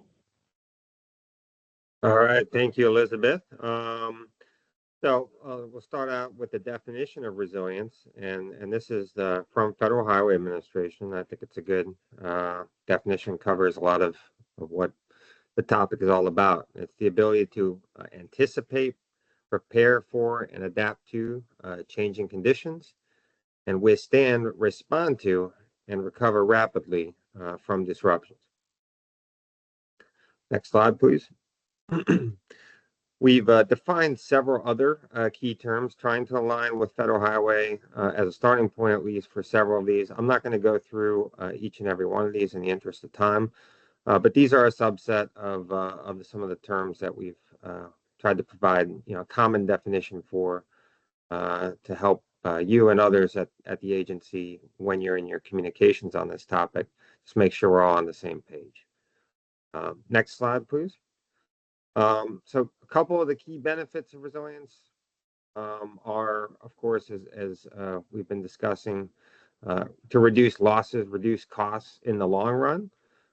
So having your assets be able to withstand various natural hazards is, in the future, may cost a little more upfront, but in the long run, it's going to hopefully save quite a bit of money for you and others. And then also, I want to emphasize the safety aspect of this. A lot of unsafe conditions out there when you have these extreme events. Assets are damaged, bridges or culverts get lost, particularly on the culverts. And, that can obviously present safety issues to the traveling public, but also to even agency staff, right? So improving resilience helps improve safety. It really does tie into a lot of the other goals. Next slide, please. All right, and then this part of the toolkit, we'll be talking through, just a review of some of the present day hazards and how they may change in the future. So, this is all not new to y'all because you live it every day down in Kentucky, but we just wanted to, give a summary here. So some of the present day hazards that you all have experienced in recent years, of course, flooding is a big one. You had the big floods in the eastern part of the state in 2022, images from that, severe thunderstorms and all their elements, obviously they can tie into flooding, but a lot of times what we're talking about here is wind damage and debris, trees down, those sort of things, either just from straight line winds, regular thunderstorm winds, or even tornadoes, right, like we saw in the western part of the state in a few years back. So I wanted to highlight that, but also, we're in winter here, and you guys have been hit already by some pretty nasty winter weather. So obviously, winter storms are and continue to be a concern in the state. Next slide, please. Some additional ones, extreme temperatures. Obviously a concern for worker safety as you get out there and in the field maintaining and constructing roadways. Wildfires is something we've seen from time to time around the state, presenting some issues, shutting down roads. And then landslides are also obviously a big concern, especially in the eastern part of the state, but not exclusively. We see in this map here that there are landslides kind of throughout the state. When you get to some hilly pockets and road cuts and whatnot. All right, so looking towards the future then, what can we expect? More of the same, but perhaps enhanced is sort of the bottom line here. We have, the projections generally showing precipitation is going to become more intense. We're going to see more of that, and that's going to lead to, probably more flooding around the state. At the same time, we actually may see more drought and wildfire. Well, I shouldn't say at the same time, but at various points in the future, we may actually see more of that too. And that's just because of, as things get warmer, you got more fuel for more intense precipitation events. But when you do enter those dry periods, well, then things can dry out faster, right? Because it's that much hotter. And so we can get these droughts come on quicker and be more severe. We could also have, again, potentially, more fire chances in the wooded parts of the state, especially. A little bit counterintuitively, you could also see, more intense snow and ice events, at least for a time, as temperatures, it's not going to always just go up and not be below freezing again. We're going to, still dip below freezing at points in the winter, and when we get that sort of weather and we combine it with the more intense precip, we could get heavier snow and ice events. Obviously, extreme temperatures is one that there's sort of the most certainty about. We're going to see more heat waves, and that's going to present challenges for worker safety, but also potentially for some elements of things, materials design like asphalt and whatnot that I know there's been some looking into initially, but perhaps could be some more looking into things like binder grades and those sort of things and how they may want to, may want to evolve those in the future. And then, of course, the landslide potential, we expect that to continue to be enhanced with, especially, those that are triggered by the more intense precipitation events. As that goes up, more landslide potential there too. And, if you had a wildfire too, that can also increase the chances for landslides in that immediate area of the burn scar. All right, next slide, please. So when we think about, what are the impacts of all this, of these hazards collectively on users and KYTC. We've listed out some of them here, some of the key ones. Bottom line across the board, we're going to compromise system reliability, public safety, and potentially increase the costs if we just keep going business as usual here. System users specifically, more difficult driving conditions. If you're taking transit, obviously going to be dealing with more uncomfortable situations as you're waiting for the bus or whatever. Decreased roadway safety with these, more intense rainfall events and whatnot. When we do get closures due to flooding or other types of hazards, obviously that's going to require rerouting, and that's going to add delays and the cost of that, both in fuel wear and tear and just people's time, right? And then there's economic potentially, if those closures are long lasting enough, there could be knock-on economic impacts from reduced access to places and disruptions to supply chains and goods movements. In terms of impacts to the KYTC specifically, we're talking about, as we've discussed before, more frequent and costly maintenance needs and repairs that have to be made. Things may not last as long as we had hoped. And then more challenging operations environment to kind of manage all these closures, manage all these events. And then, like we talked about too, more unsafe conditions for staff. For heat waves, you got to manage to take breaks on, and just generally more hazardous weather conditions has an effect on staff as well. Next slide, I think. Turn it back to you here, Elizabeth. Yep. Thank you. So the toolkit also shows the current efforts of KYTC in the framework of mitigation, preparation, recovery, and response. So there's some examples that I know Tracy went over some of these before. But you can see how KYTC has the SHIFT process and the resilience criticality criteria. There's been specific projects like the Panville Lake Stabilization Project in Jackson, Protect funded projects like Kentucky 15 that was on the cover of this presentation. So those are some of the examples that might prompt staff and the public to think of more examples of resilience-related projects. Some preparation, there's been a lot of planning, so those research projects with the Kentucky Transportation Center, planning studies like the RIP, the ongoing District 10 Rockfall roadslide study is also one. Existing mutual aid agreements between other states are also an example of how KYTC is preparing for those natural hazards. Some examples of response. The Eastern Kentucky flooding, these pictures were taken from the story map. I understand the photos are from KYTC staff who were out in the field responding to that natural disaster.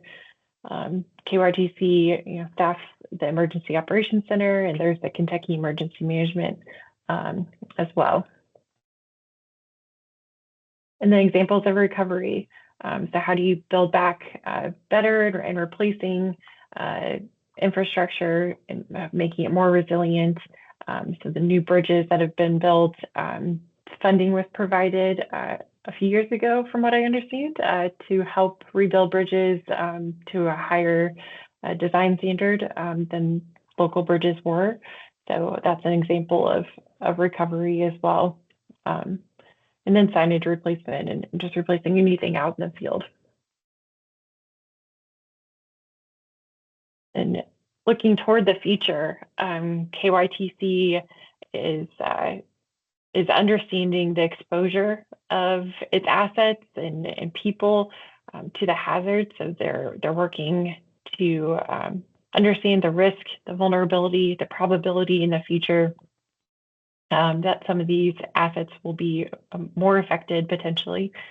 They're assessing that risk, developing cost-effective solutions, maintaining assets and monitoring the performance with resilience in mind, upgrading the critical at-risk infrastructure with more resilient design and materials, and then continuing to coordinate emergency response planning for when those hazards and disasters do occur. And this final part of the communications toolkit will focus on those recommendations that I mentioned earlier. So you'll see some of these repeated. And again, in that framework of mitigate, prepare, respond, and recover. So you'll see mitigation, maybe developing a risk-based analysis to prioritize and identify and prioritize resilience projects. Having a list of those nature-based design solutions that are appropriate to Kentucky for KYTC engineers to consider. Establishing a process to consider the cost benefit to make sure that if there is an added cost, it is going toward building a more resilient system. Ideas for preparation, again, adopting a policy statement, including resilience goals and objectives. Specific to this group, adding resilience into planning guidance and considering it more on the front end of project development is important. And then these are still in development, so response and recovery recommendations will be developed as well and added to this toolkit. So next steps for the project are to develop those last set of recommendations, aiming for the end of February as timeline. Finalize this toolkit, and then we also have a key messaging document that will be available again for internal and external audiences. So keep your eye open for that. Are there any questions?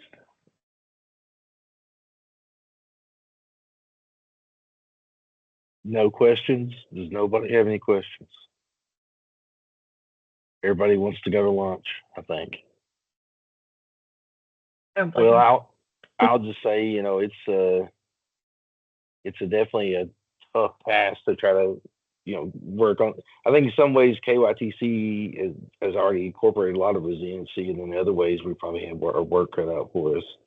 So, getting our minds wrapped around how we approach it is a huge task.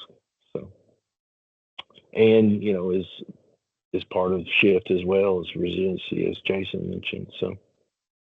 Anybody have any questions, comments, concerns before we wrap this up? Thank you, everybody, to our speakers and to the folks attending, and we will see you in April. Bye. Thank you all. Thanks. Thanks, Nathan.